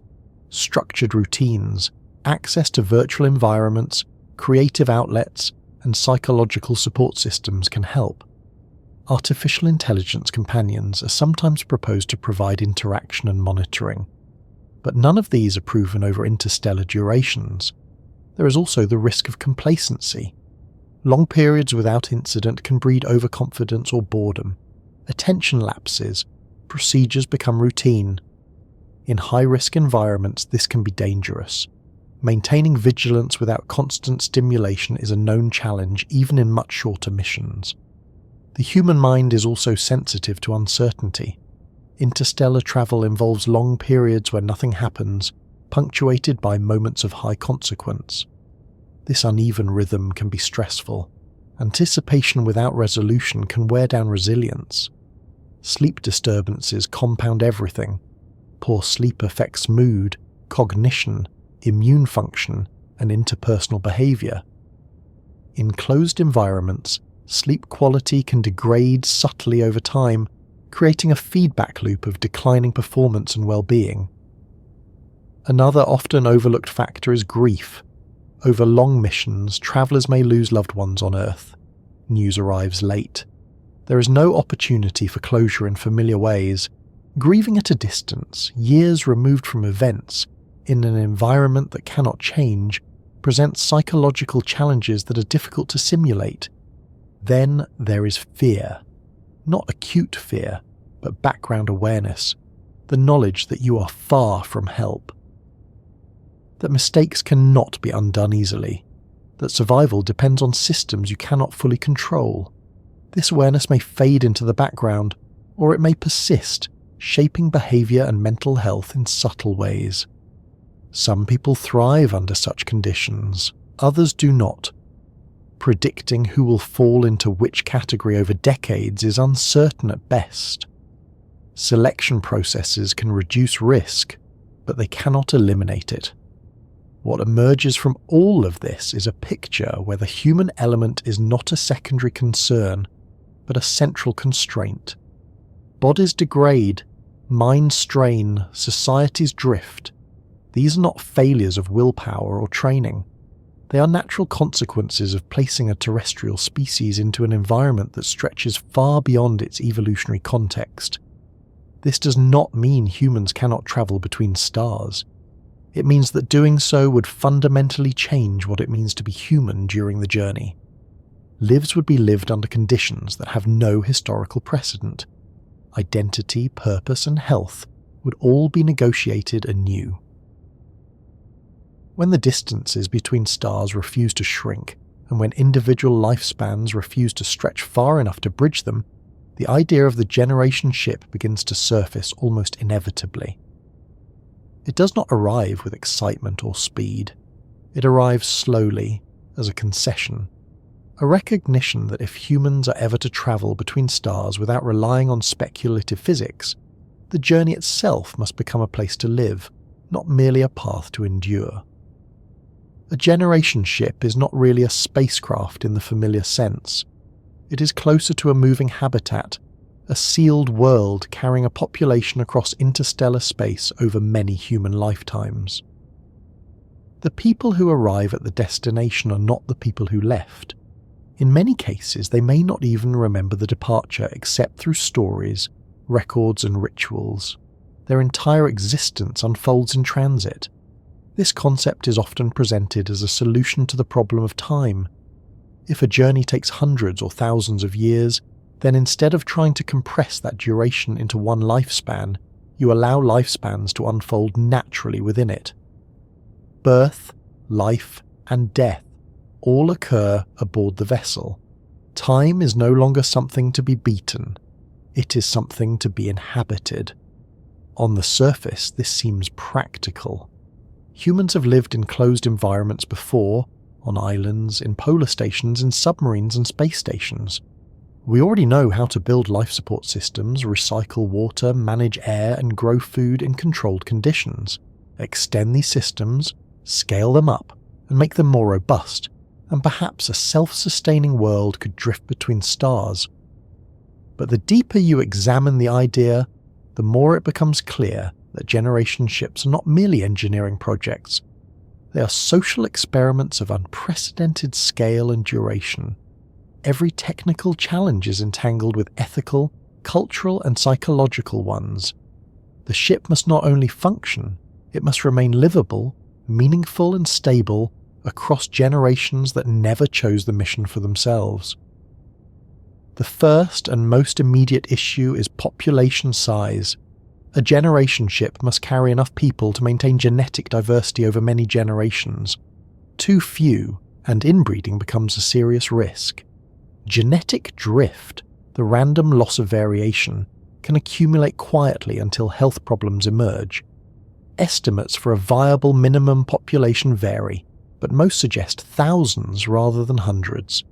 A larger population improves genetic stability, but it increases resource demands. More food, more water, more space, more waste, more complexity. The ship grows in size and mass, making every other engineering problem harder. Structural integrity, shielding, energy production, and propulsion all become more demanding. Then there is reproduction itself. On Earth, reproduction is a personal choice shaped by culture, economics, and individual desire. On a generation ship, reproduction becomes a system-level concern. Birth rates must be managed to prevent overpopulation or population collapse.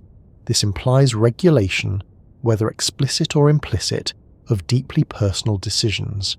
Any system that governs who can have children, when and how many, carries ethical weight, even if implemented gently, through incentives rather than force. It shapes lives in fundamental ways. Over generations, such systems can breed resentment, resistance, or reinterpretation. Children born aboard a generation ship inherit a reality they did not choose. Their sky is metal, their horizon is a corridor, their planet is a machine. For them, Earth is not home. It is an ancestral concept, like a mythic origin story. Their sense of belonging is tied to the ship itself. This raises a difficult question. Is the ship a means to an end, or is it the end? For the first generation, the destination star system may be the purpose. For later generations, especially those born centuries into the journey, that purpose may feel abstract or irrelevant. Their lives are full already. Why uproot again? Maintaining commitment to a distant destination across generations requires more than instructions. It requires culture, stories, education, shared meaning.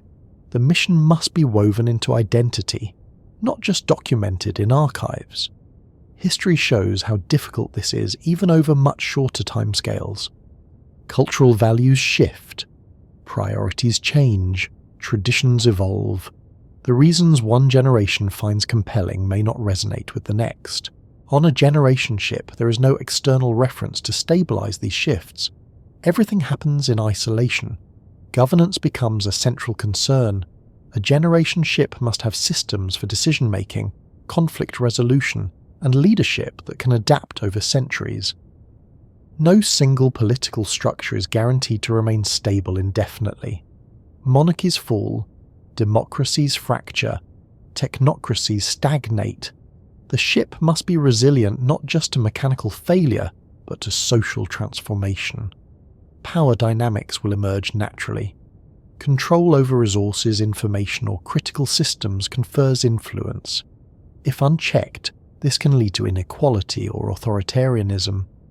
But rigid control risks rebellion. Balancing stability and freedom in a closed system is one of the hardest problems in political philosophy, and a Generationship offers no escape valve. Education is another long-term challenge. Knowledge must be preserved accurately across centuries. Skills must be transmitted reliably. Misunderstandings, myths, and simplifications can creep in over time. If technical knowledge degrades, the ability to maintain the ship erodes. Even written records are not immune. Languages change, context is lost. Instructions that seem clear to one generation may be misinterpreted by another. Without careful curation, essential systems could become opaque, maintained by ritual rather than understanding. There is also the issue of innovation. A society frozen entirely in service of a mission risks stagnation. Yet uncontrolled innovation could alter systems in unforeseen ways, potentially endangering the ship. Deciding what can change and what must remain fixed becomes an ongoing negotiation. Psychological health takes on new dimensions in a Generationship. Individuals grow up knowing there is no outside world to visit, no wider society to join, no alternative environment. This can produce strong community bonds, but it can also create claustrophobia, rebellion, or apathy. Some individuals may struggle with the idea that their entire life will be spent in transit, working toward a goal they will never personally experience. Others may reject the destination entirely, viewing the ship itself as the only meaningful world. If a significant portion of the population loses faith in the mission, what happens? Is dissent tolerated? Is the destination optional? Can the ship turn back? These questions have no easy answers, and distance ensures that choices are final. Death also takes on a different character. Every person who dies aboard a Generationship is buried in transit. Cemeteries, memorials, and rituals must exist within the ship's finite space. Grief accumulates alongside population growth. Memory becomes layered and dense. Over time, the ship itself becomes a historical artifact. Walls bear the marks of generations. Systems carry modifications layered atop modifications. The original design recedes into the past, replaced by lived reality. One of the most unsettling aspects of Generationships is the absence of consent. The first generation may volunteer. Later generations cannot. They are born into obligation. Philosophers have debated whether it is ethical to impose such a destiny, even in the service of survival or exploration. Some argue that all societies impose conditions on their children. No one chooses where they are born. A Generationship is simply a more extreme version of this. Others counter that the stakes are higher, the constraints tighter, and the alternatives fewer. There is also the possibility of mission failure long after departure. A critical system might degrade beyond repair. A social collapse could destabilize governance. A cascade of small errors could render the destination unreachable. In such a case, entire generations may live and die, knowing that the promised future will never arrive. This is not an argument against Generationships. It is an acknowledgement of what they are. They are not vehicles, they are commitments, They trade speed for continuity, distance for time, and individual choice for collective endurance. From a purely physical perspective, generationships are among the most conservative interstellar concepts. They rely on known physics. They do not require breaking speed limits or manipulating space-time. In that sense, they may be the most realistic option available.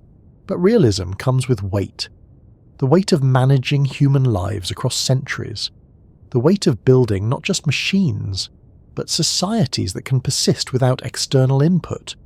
The weight of accepting that arrival is uncertain, and meaning must be sustained regardless. In a quiet way, generationships force a redefinition of what interstellar travel means. It is no longer about going somewhere else.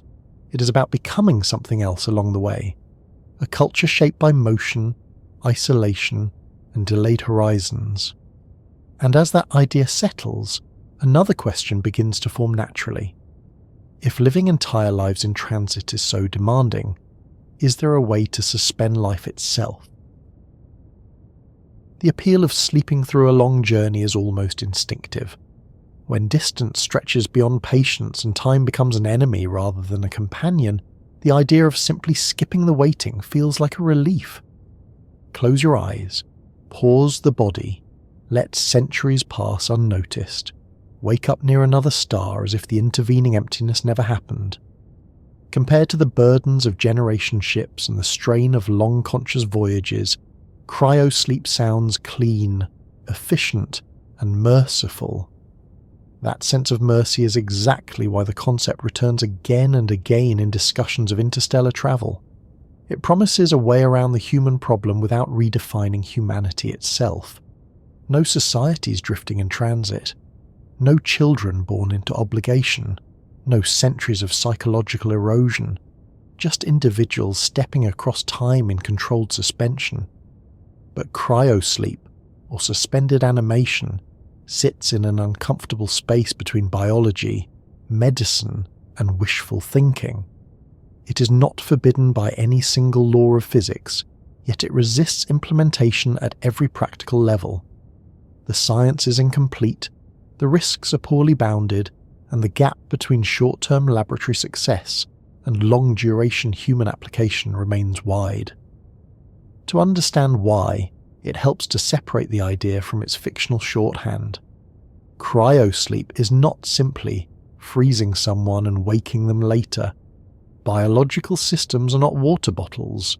They are complex arrangements of cells, proteins, membranes, electrical gradients, and chemical balances that depend on constant regulation.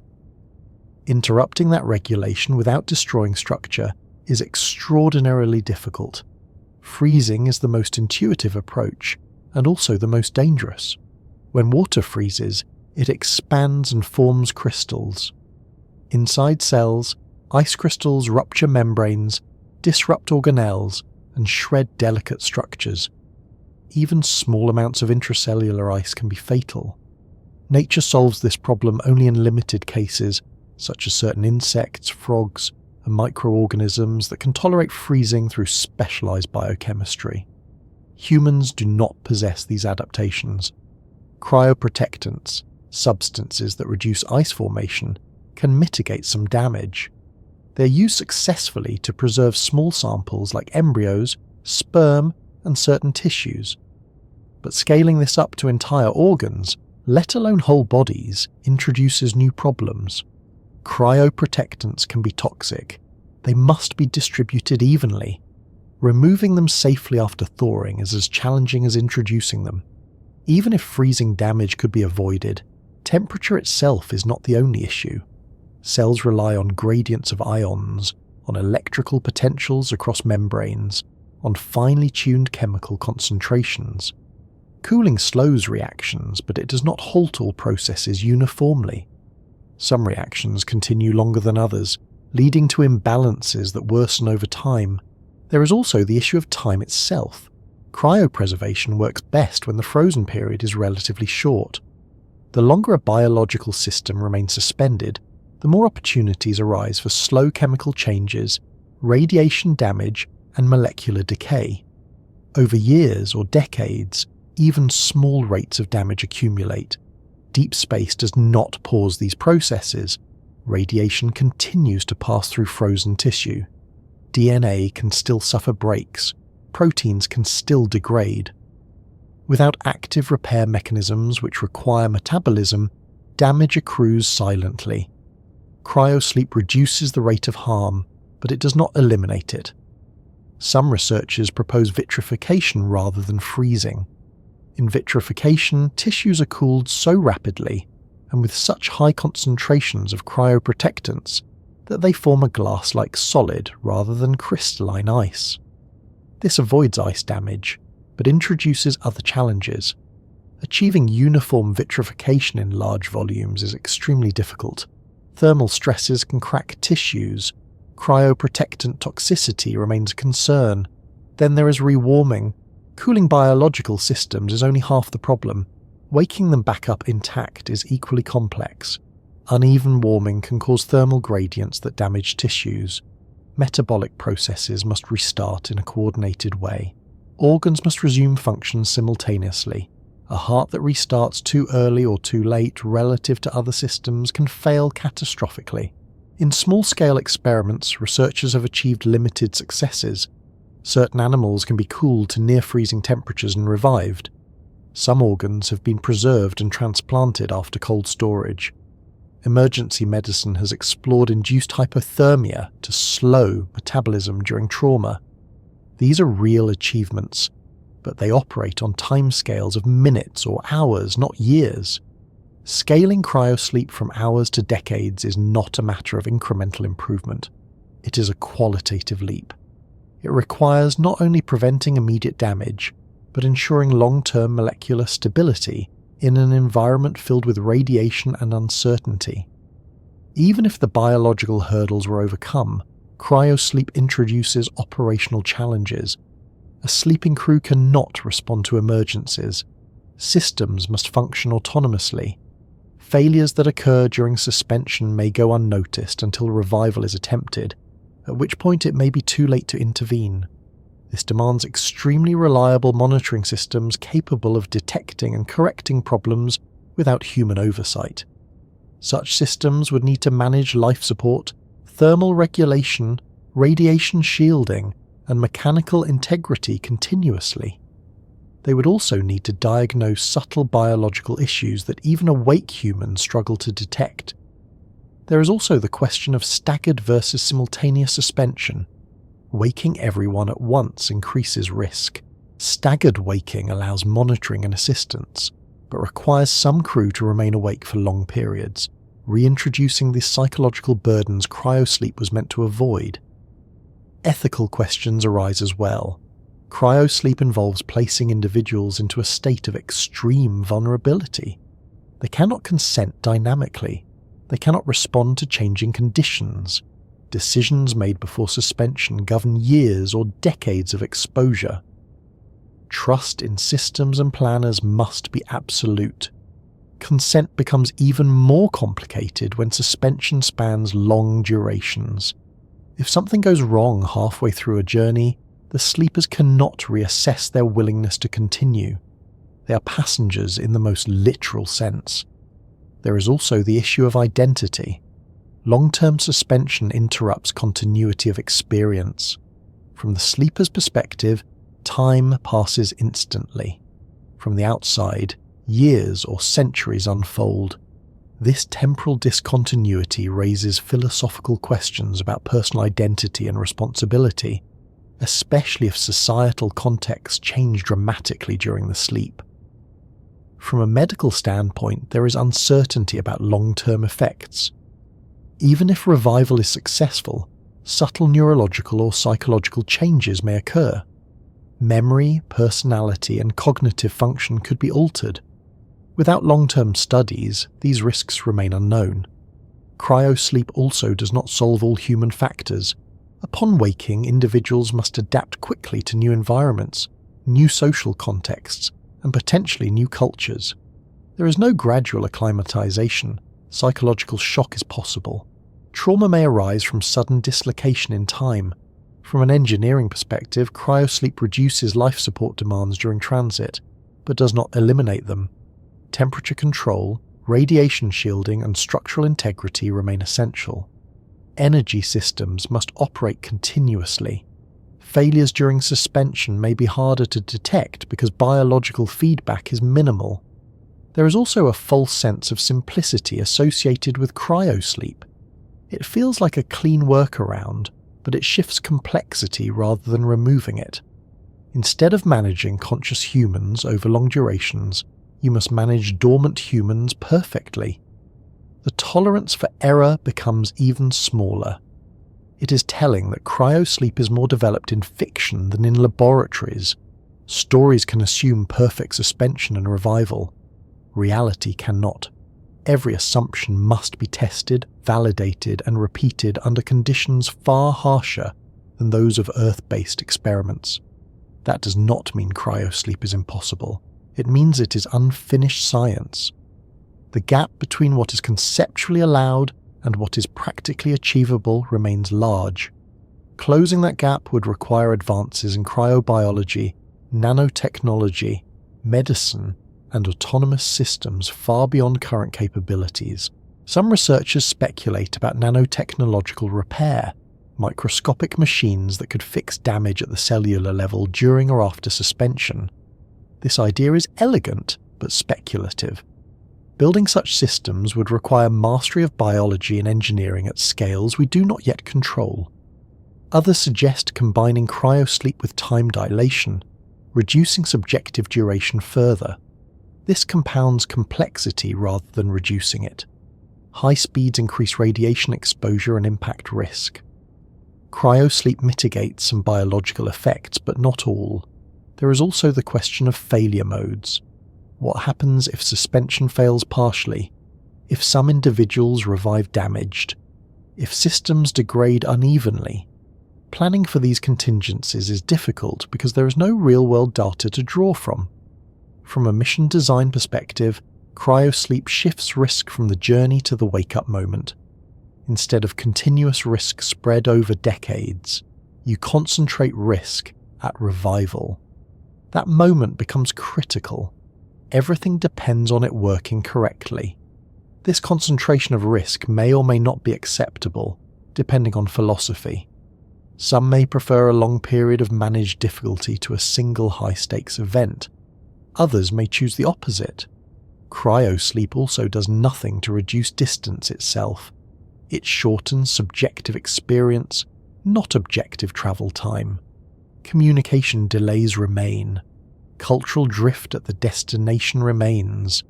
The universe still ages while sleepers do not. In that sense, cryosleep is less a solution to interstellar travel than a coping mechanism. It allows humans to endure what would otherwise be intolerable. It does not make the journey easier for the universe. It makes it easier for the traveller. This distinction matters. Many of the challenges discussed earlier, energy, radiation, reliability, navigation, remain unchanged. Cryosleep interacts with them, but does not erase them. What it does offer is a narrowing of the human problem. Instead of supporting lives continuously, you preserve them. Instead of managing societies in transit, you manage systems. This is attractive to engineers and planners because systems feel more controllable than people. But biology resists simplification. Human bodies are not passive cargo. They are dynamic systems with needs that do not disappear simply because consciousness is paused. As research continues, cryosleep remains a field of promise and frustration. Incremental progress is real. Preservation techniques improve. Understanding deepens. But the leap from preserving cells and organs to preserving whole humans for interstellar durations remains unbridged. And even if that bridge were built, it would not settle the larger question. Cryosleep would change how journeys feel, not what they mean. It would allow individuals to step across time, but it would not guarantee that what they wake up to aligns with what they left behind. When familiar solutions begin to fail, imagination looks for exits in less familiar places. If distance cannot be reduced, if speed cannot be increased beyond a hard limit, and if biology resists being paused indefinitely, then attention naturally drifts toward the structure of space itself. Instead of asking how to move faster through the universe, the question becomes whether the universe can be persuaded to rearrange itself around the traveller. This is where ideas like warp drives and wormholes enter the discussion. They arrive wearing the language of advanced physics, supported by real equations, yet hovering in a strange zone between what mathematics permits and what nature may actually allow. They are not pure fantasy, but neither are they engineering plans. They are possibilities on paper, elegant constructions that hint at shortcuts through space-time, while quietly hiding conditions so extreme that realization remains uncertain at best. Warp drives begin with a simple conceptual shift. Instead of pushing a spacecraft through space, you manipulate space itself. Space contracts in front of the vessel and expands behind it, creating a moving bubble. Inside that bubble, the ship is locally at rest.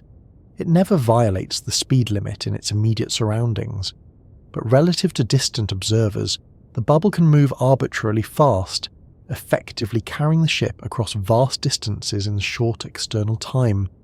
This idea is not pulled from thin air. In the mathematics of general relativity, space-time is flexible. It can curve, stretch, and compress in response to energy and mass.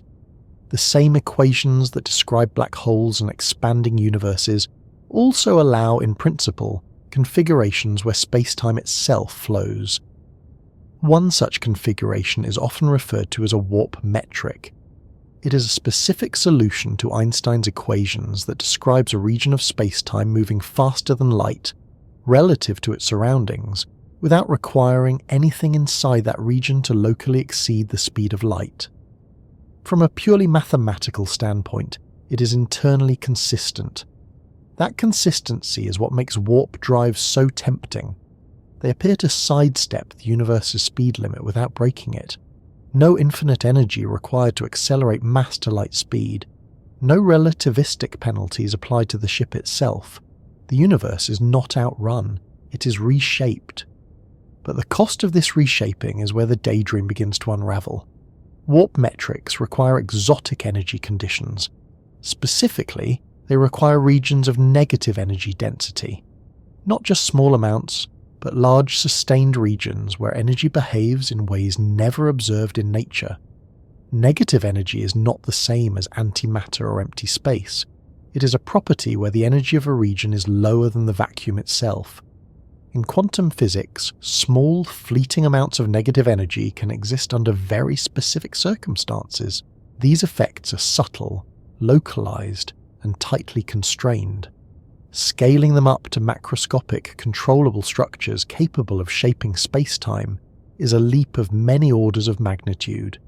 Even optimistic estimates suggest that the amount of negative energy required to sustain a warp bubble would be comparable to the mass energy of planets or stars.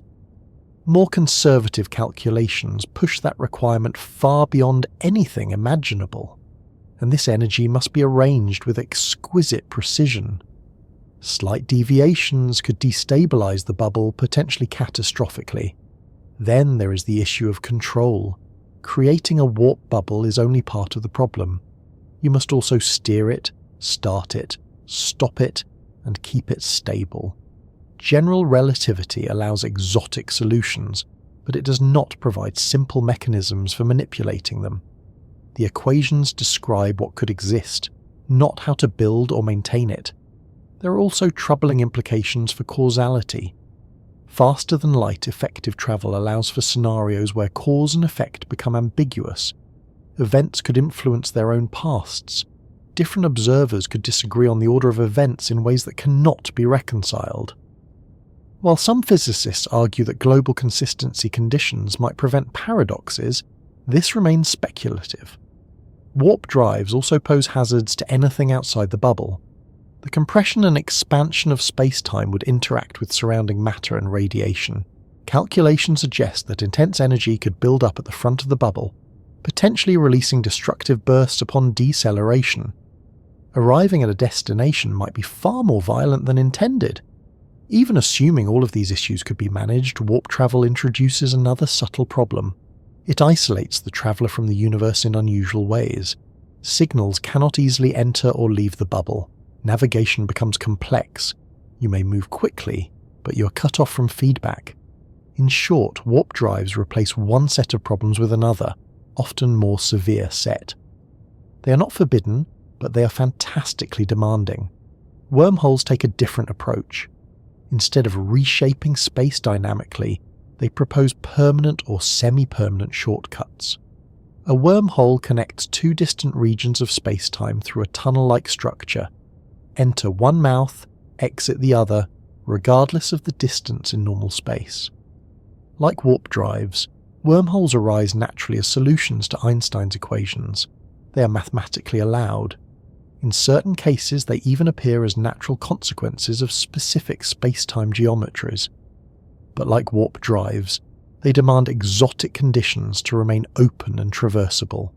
Without intervention, most wormholes collapse too quickly for anything to pass through. To keep one open, negative energy is again required. The same problems arise. Large quantities, precise control, stability over time. There is also the question of origin. Where do wormholes come from? Can they be created artificially, or must they be found?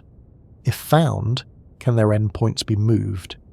Each of these questions opens further layers of uncertainty. Even if a stable wormhole existed, using it for interstellar travel introduces risks.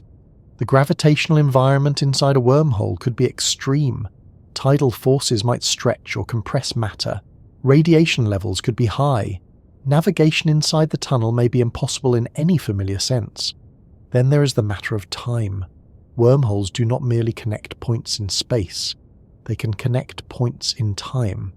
Under certain conditions, a wormhole can act as a time machine, allowing travel into the past relative to one endpoint. This again raises causality concerns that physics has not fully resolved. Some physicists suspect that the universe may enforce consistency by preventing such configurations from forming or persisting. This idea, sometimes referred to as chronology protection, suggests that while equations permit exotic structures, nature itself may disallow them through mechanisms we do not yet understand. This suspicion is fueled by the absence of observational evidence. Despite extensive astronomical surveys, no clear signs of natural wormholes or warp-like phenomena have been found. The universe appears remarkably conservative in its large-scale behaviour. It expands, it curves, it forms black holes, but it does not appear to offer ready-made shortcuts. There is also a practical consideration often overlooked in popular discussions.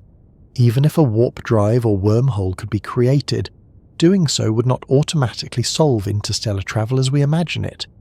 Infrastructure would be required, energy generation on unimaginable scales, construction capabilities beyond any current projection. A single shortcut is not enough. To be useful, such systems would need to be repeatable, reliable, and safe. They would need to integrate with navigation, communication, and safety protocols. The complexity rivals that of building entire civilizations around new physical principles. This is why many physicists treat warp drives and wormholes as valuable thought tools rather than actionable plans. They help probe the limits of our theories. They reveal what general relativity allows and where it strains. They expose tensions between gravity, quantum mechanics, and causality. In that sense, they are not failures. They are stress tests for our understanding of the universe. It is also important to note that mathematics alone does not guarantee physical existence. History is full of solutions that are mathematically consistent but physically irrelevant. Nature chooses which equations it realizes, and it does so without explanation. The universe may permit shortcuts on paper, while refusing to manifest them in reality. This possibility leads to a sobering conclusion. The most dramatic solutions to interstellar travel may be the least attainable. The closer an idea comes to eliminating all constraints, the more likely it is to require conditions that cannot be met. Warp drives and wormholes are appealing because they promise escape. Escape from distance, escape from time, escape from biology, but escape itself may be the wrong frame. The universe does not seem designed for escape, it seems designed for persistence. This does not mean such ideas should be dismissed. Research into exotic space-time structures continues to yield insights. Constraints are refined, assumptions are challenged. Occasionally small revisions reduce the severity of requirements, but even optimistic developments leave these concepts far beyond foreseeable engineering, and so these ideas remain where they are most comfortable, in equations, in papers, in conversations that explore possibility without commitment. They remind us that the universe is stranger than intuition suggests, but also more disciplined than imagination prefers. There is a subtle shift that happens once enough barriers have been examined. At first, the obstacles to interstellar travel feel technical. Engines are insufficient. Energy demands are extreme. Biology is fragile. Time stretches uncomfortably. But after moving through all of these layers, a quieter question begins to emerge, one that is less about machinery and more about pattern. When so many independent difficulties point in the same direction, it becomes reasonable to ask whether this is coincidence, or whether the universe itself is structured in a way that gently but persistently discourages leaving home. This is not a question about intention. The universe does not have motives in any human sense. It does not want or forbid. But it does have laws, regularities, and large-scale structures that shape what is easy, what is hard, and what is effectively unreachable. And when those structures repeatedly funnel complexity inward rather than outward, it can feel as though exploration beyond a certain scale is not just difficult, but subtly resisted. The first hint comes from scale itself. Planetary systems are dense with opportunity. Moons, asteroids, comets, and planets offer resources, energy gradients, and varied environments. Within a single star system, there is enough material to support civilizations far more advanced than our own for very long periods. Fusion fuel, metals, volatiles, and habitable real estate are abundant on astronomical timescales. From a purely practical standpoint, a civilization does not need to leave its star system to thrive. Beyond that system, the universe changes character. Distances explode. Matter thins out. Energy sources become sparse. The ratio between effort and reward shifts dramatically. It is as if complexity is clustered locally, while emptiness dominates globally. This clustering is not accidental. Stars form from dense molecular clouds. Planets form from disks of material around those stars. Life, if it arises, does so on worlds where chemistry is rich and conditions are stable. All of this happens in pockets. Between pockets, there is very little. The universe, in other words, is granular. It is built from islands separated by vast oceans of near nothing. Travel within islands is manageable. Travel between them is not. Physics reinforces this structure. The speed limit prevents rapid crossing of emptiness. Energy costs rise steeply with velocity. Radiation fills the gaps. Time dilation fragments shared experience. None of these effects are arbitrary. They all emerge from the same underlying framework. They all scale in ways that favour local interaction over distant reach. Even information obeys this pattern. Signals travel freely but slowly. Observation is easy. Presence is not. You can see far more than you can touch. This raises an intriguing possibility. Perhaps the universe is optimized for observation rather than expansion. Knowledge spreads, influence does not. Civilizations may become astronomically aware long before they become astronomically mobile. From this perspective, the silence between stars takes on a different meaning. It is not necessarily a sign that no one is out there. It may simply reflect that no one travels. This idea connects naturally to questions about extraterrestrial civilizations. For decades, people have wondered why, if intelligent life is common, the galaxy does not show obvious signs of visitation or colonization. This is often framed as a paradox, an apparent mismatch between probability and observation. But if interstellar travel is as costly and unattractive as it appears, the paradox softens. Civilizations may arise, develop technology, explore locally, and then plateau. Not because they fail, but because further expansion offers diminishing returns. A civilization that masters its own star system gains access to energy on a stellar scale. It can build habitats, manipulate matter, and sustain itself for time spans far longer than biological evolution requires. Compared to that, sending fragile vessels across light years of emptiness may seem unnecessary. The universe does not block the door. It simply makes staying inside more appealing. There is also the matter of risk. Every step outward multiplies uncertainty. Unknown environments, unpredictable hazards, long delays, irreversible commitments. Staying local allows tighter feedback loops. Problems can be detected and corrected. Knowledge can accumulate coherently. Evolution tends to favour strategies that balance exploration and exploitation. Too much exploration wastes resources. Too little leads to stagnation. On cosmic scales, the balance may tilt heavily toward exploitation of local environments. Another pattern worth noticing is timescale. Stars live for billions of years. Planets can remain stable for similarly long periods. Life, once established, does not face immediate pressure to move.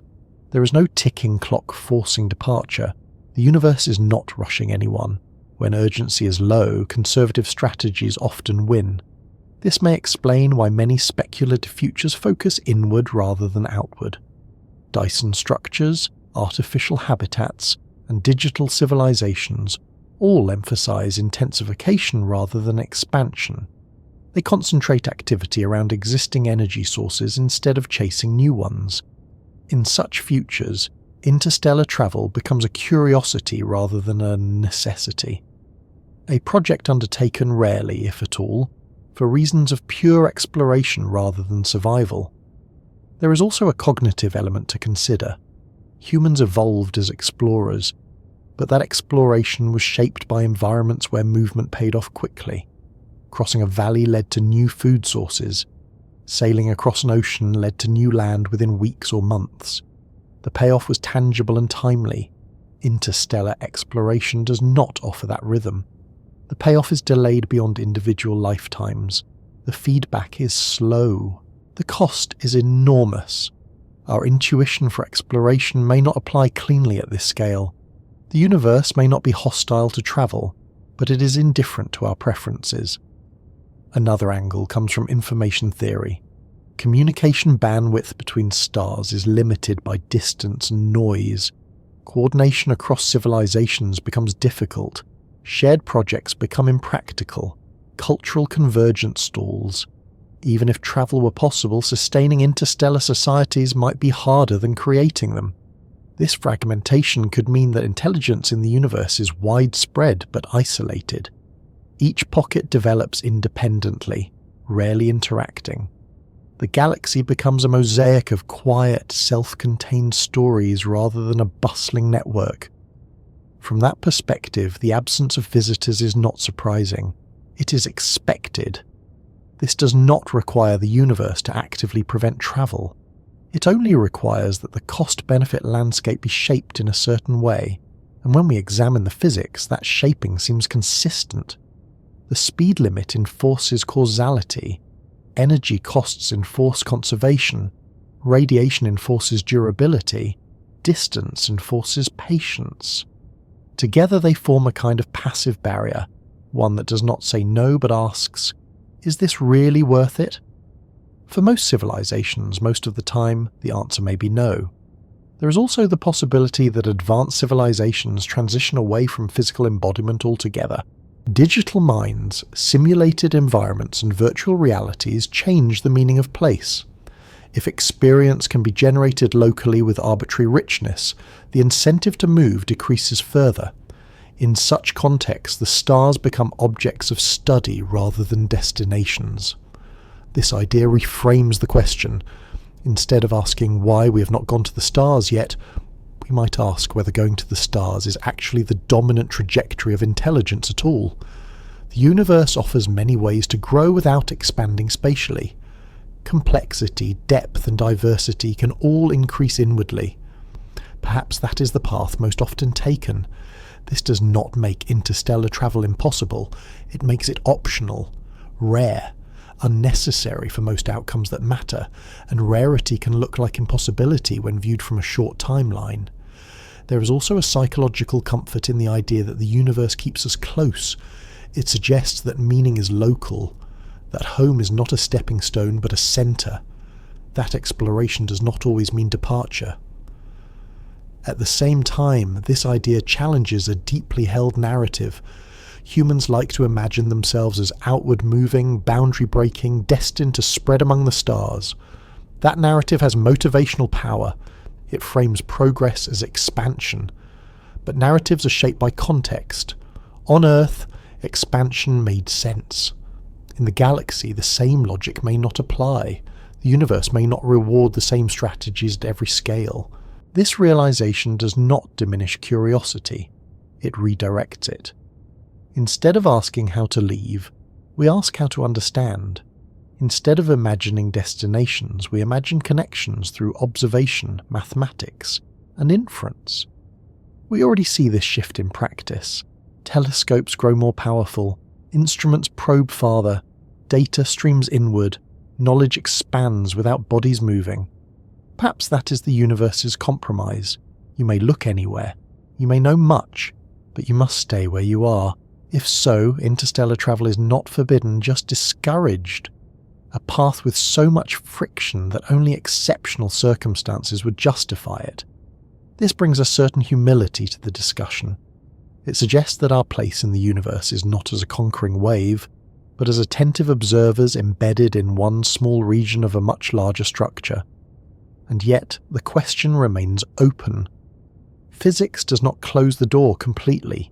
It leaves it heavy, difficult to open, but not locked. Whether any civilization chooses to push against that door may depend less on technology than on values, on what counts as success, on whether presence matters more than understanding. As this thought settles, attention naturally turns toward a final consideration. If civilizations tend to stay close to their stars, what does that mean for the long-term future of intelligence? Does staying home lead to stagnation, or does it open paths we have not yet imagined? And what does it mean for us here and now as we decide which dreams to nurture and which to let rest quietly among the stars? It is tempting to assume that movement outward is the natural endpoint of intelligence. From early migration across continents to sailing beyond known horizons, human history seems to support the idea that curiosity and survival eventually push societies to expand. But when the scale changes from continents to star systems, that assumption becomes less certain. The universe does not automatically reward outward motion, and in many cases it quietly favours those who stay where they are. A civilization that never leaves its star is not necessarily stagnant, trapped, or incomplete. It may be extraordinarily advanced, complex, and long-lived. It may simply have discovered that nearly everything worth doing can be done locally, without paying the immense costs of interstellar travel. From an energetic perspective alone, a single star offers more potential than most intuitions grasp. The Sun outputs roughly 400 trillion watts of power. Even a small fraction of that energy, harvested efficiently, would dwarf all current human consumption. A civilization capable of building large-scale orbital infrastructure could tap into stellar energy for millions or billions of years, limited more by engineering patience than by supply. With that energy comes freedom of construction. Habitats need not sit on planetary surfaces. They can exist in orbit, optimized for comfort, efficiency, and safety. Gravity can be tuned through rotation. Day-night cycles can be adjusted. Environments can be customized rather than endured. A star system can host not just one world, but millions of living spaces, each with its own conditions. Material resources are similarly abundant. Asteroids contain metals in concentrations far richer than planetary crusts. Comets carry water and volatiles. Gas giants offer vast reserves of hydrogen and helium. With sufficient technology, scarcity becomes a management problem rather than a hard limit. In such a context, the incentive to leave diminishes sharply. Why risk everything crossing interstellar emptiness when your local environment can support expansion, experimentation, and comfort on scales far beyond biological need? Time reinforces this inward focus. Stars live long lives. Even relatively short-lived stars burn for millions or billions of years. A civilization that masters stellar-scale engineering does not face immediate extinction pressure. There is time to refine, to optimize, to explore internally rather than externally. This changes the psychology of progress. When urgency fades, patience grows. Instead of racing outward, attention turns inward. Knowledge deepens. Systems become more intricate. Cultural expression diversifies. Progress becomes about complexity rather than reach. There is also a reliability argument. Staying within a star system allows for tight feedback loops. Communication delays are short. Errors can be corrected. Infrastructure can be maintained. Risks are localized. The difference between a problem and a catastrophe is often the ability to respond quickly, and proximity enables response. Interstellar travel, by contrast, removes that safety net. Mistakes become irreversible. Feedback is delayed by years or centuries. A civilization that values stability may see such risks as unnecessary. This perspective reframes what it means to be advanced. Advancement is not measured by how far you go, but by how well you manage what you have. A civilization that never leaves its star may still possess technologies far beyond anything humanity has imagined. Its quietness would not reflect weakness, but sufficiency. There is also a sociological angle. Large-scale interstellar expansion requires sustained collective agreement across generations. It requires shared purpose maintained despite delayed reward. This is difficult even on Earth, where feedback is immediate and environments change quickly. In a stable, resource-rich star system, the motivation to maintain such long-term outward projects may simply never crystallize. Instead, societies may fragment into diverse cultures within the same system, each pursuing different internal goals. Art, philosophy, science, virtual realities, biological modification, artificial intelligence, and other forms of development could occupy attention indefinitely. Expansion becomes lateral rather than radial. Digital existence amplifies this effect. If minds can be partially or fully instantiated in computational substrates, the need for physical space diminishes further. Experience becomes decoupled from geography. Exploration shifts from physical travel to simulated environments of arbitrary richness. In such a scenario, the stars become data sources rather than destinations. Telescopes grow more sensitive. Probes are sent sparingly, not to colonize but to observe. Knowledge flows inward. Bodies remain local. This does not imply isolation. Communication across interstellar distances remains possible even if slow. Civilizations may exchange information without ever exchanging travelers. Ideas spread where matter does not. Over long time scales, this could produce a galaxy full of intelligent pockets that are aware of each other but rarely interact physically. A quiet galaxy not because it is empty, but because it is content. This idea also offers a potential explanation for the absence of obvious astroengineering signatures beyond star systems. We see stars behaving normally. We see galaxies following expected patterns.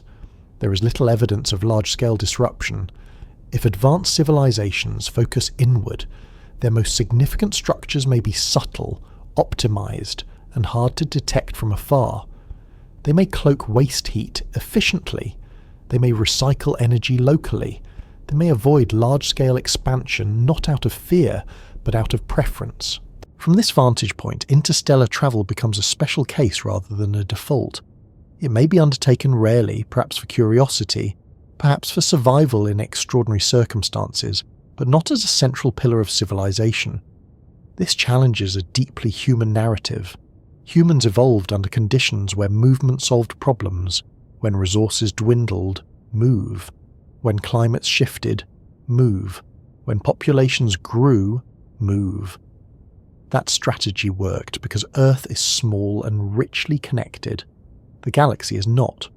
Movement does not solve scarcity if scarcity does not exist locally. Movement does not guarantee safety if distance amplifies risk. The evolutionary logic of migration may not scale. A civilization that never leaves its star is not static. It is dynamic in different directions. It evolves culturally, technologically, and cognitively without changing address. There is also an ethical dimension. Expansion often involves disruption. On Earth, migration and colonization have frequently displaced existing ecosystems and societies. In space, this might involve altering pristine environments or interfering with potential life. A civilization that chooses restraint may do so deliberately. Restraint does not mean ignorance.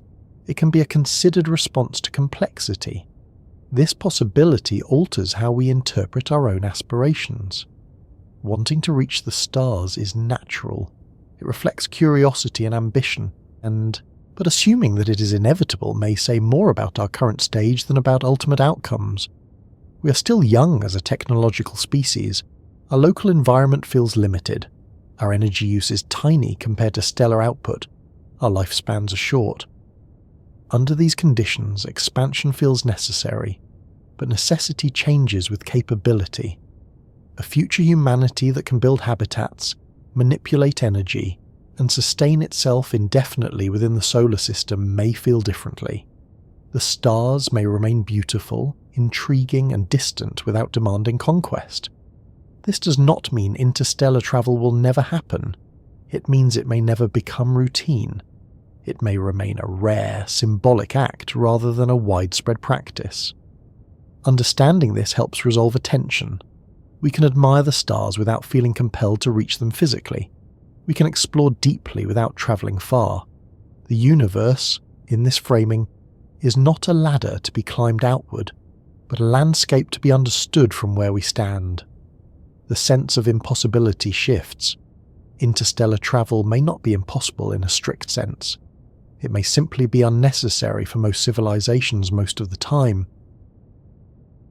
When the question of interstellar travel finally quiets down, when engines, energy budgets, biology, and distance stop competing for attention, what remains is something less technical and more personal. Not a calculation, but a reflection. If we never go anywhere beyond our own star in a physical sense, if the stars remain places we study rather than visit, what does that actually mean? At first, the idea can feel disappointing. For generations, the future has been imagined as outward motion. Ships departing, colonies forming, humanity spreading into the galaxy. This narrative is so deeply embedded that questioning it can feel like giving something up, like admitting defeat before the attempt has even been fully made. But that reaction depends on an assumption that movement equals progress, and that distance equals achievement. Those assumptions come from a very specific context, one shaped by life on a small planet where movement reliably led to opportunity. When the context changes, the meaning of movement may change with it. If humanity never goes anywhere, it does not mean nothing happens. It means everything happens here.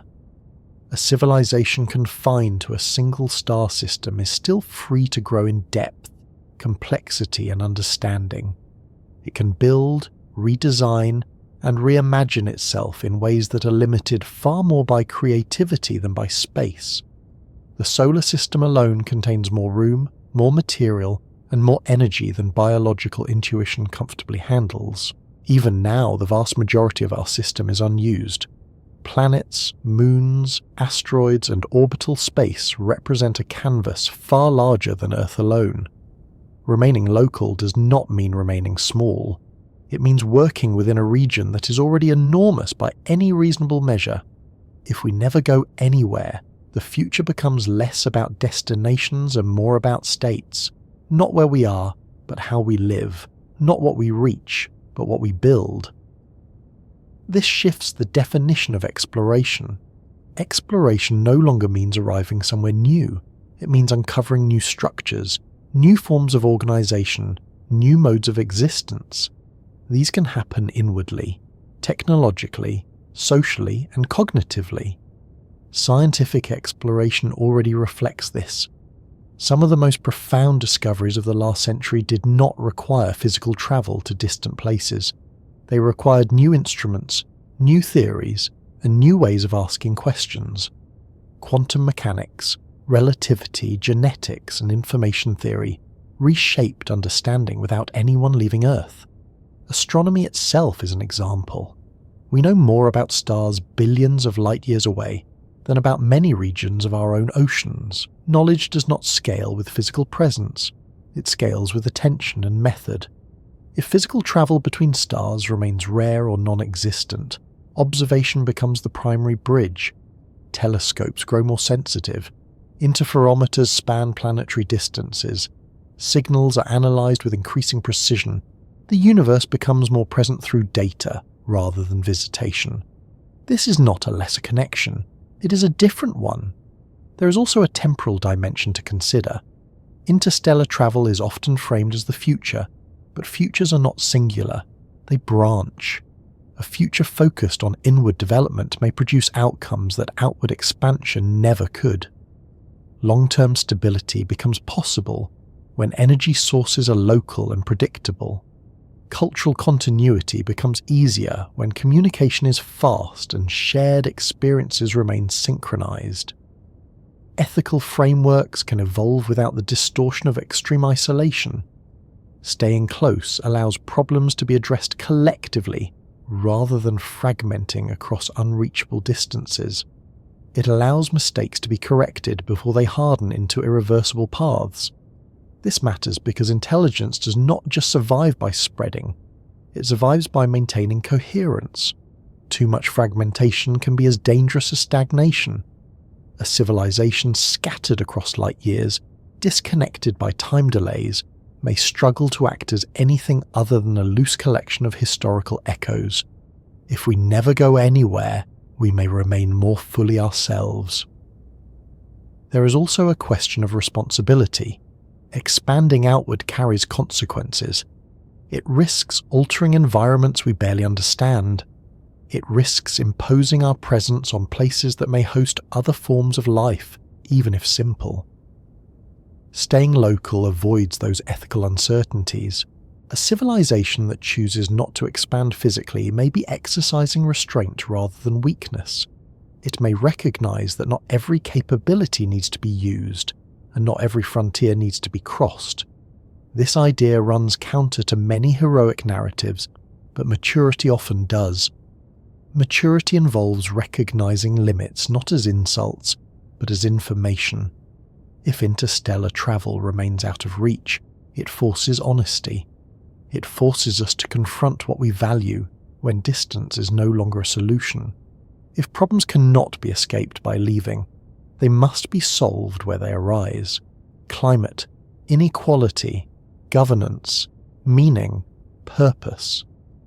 These are not problems that disappear with more space. They follow intelligence wherever it goes. Staying home removes the illusion that there is always somewhere else to run. There is a quiet dignity in that. It also reframes legacy.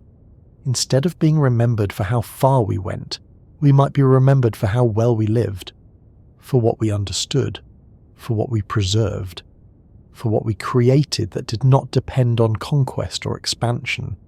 Art, culture, science, and philosophy do not require interstellar travel to flourish. In fact, they may flourish more deeply when attention is not divided across unreachable horizons.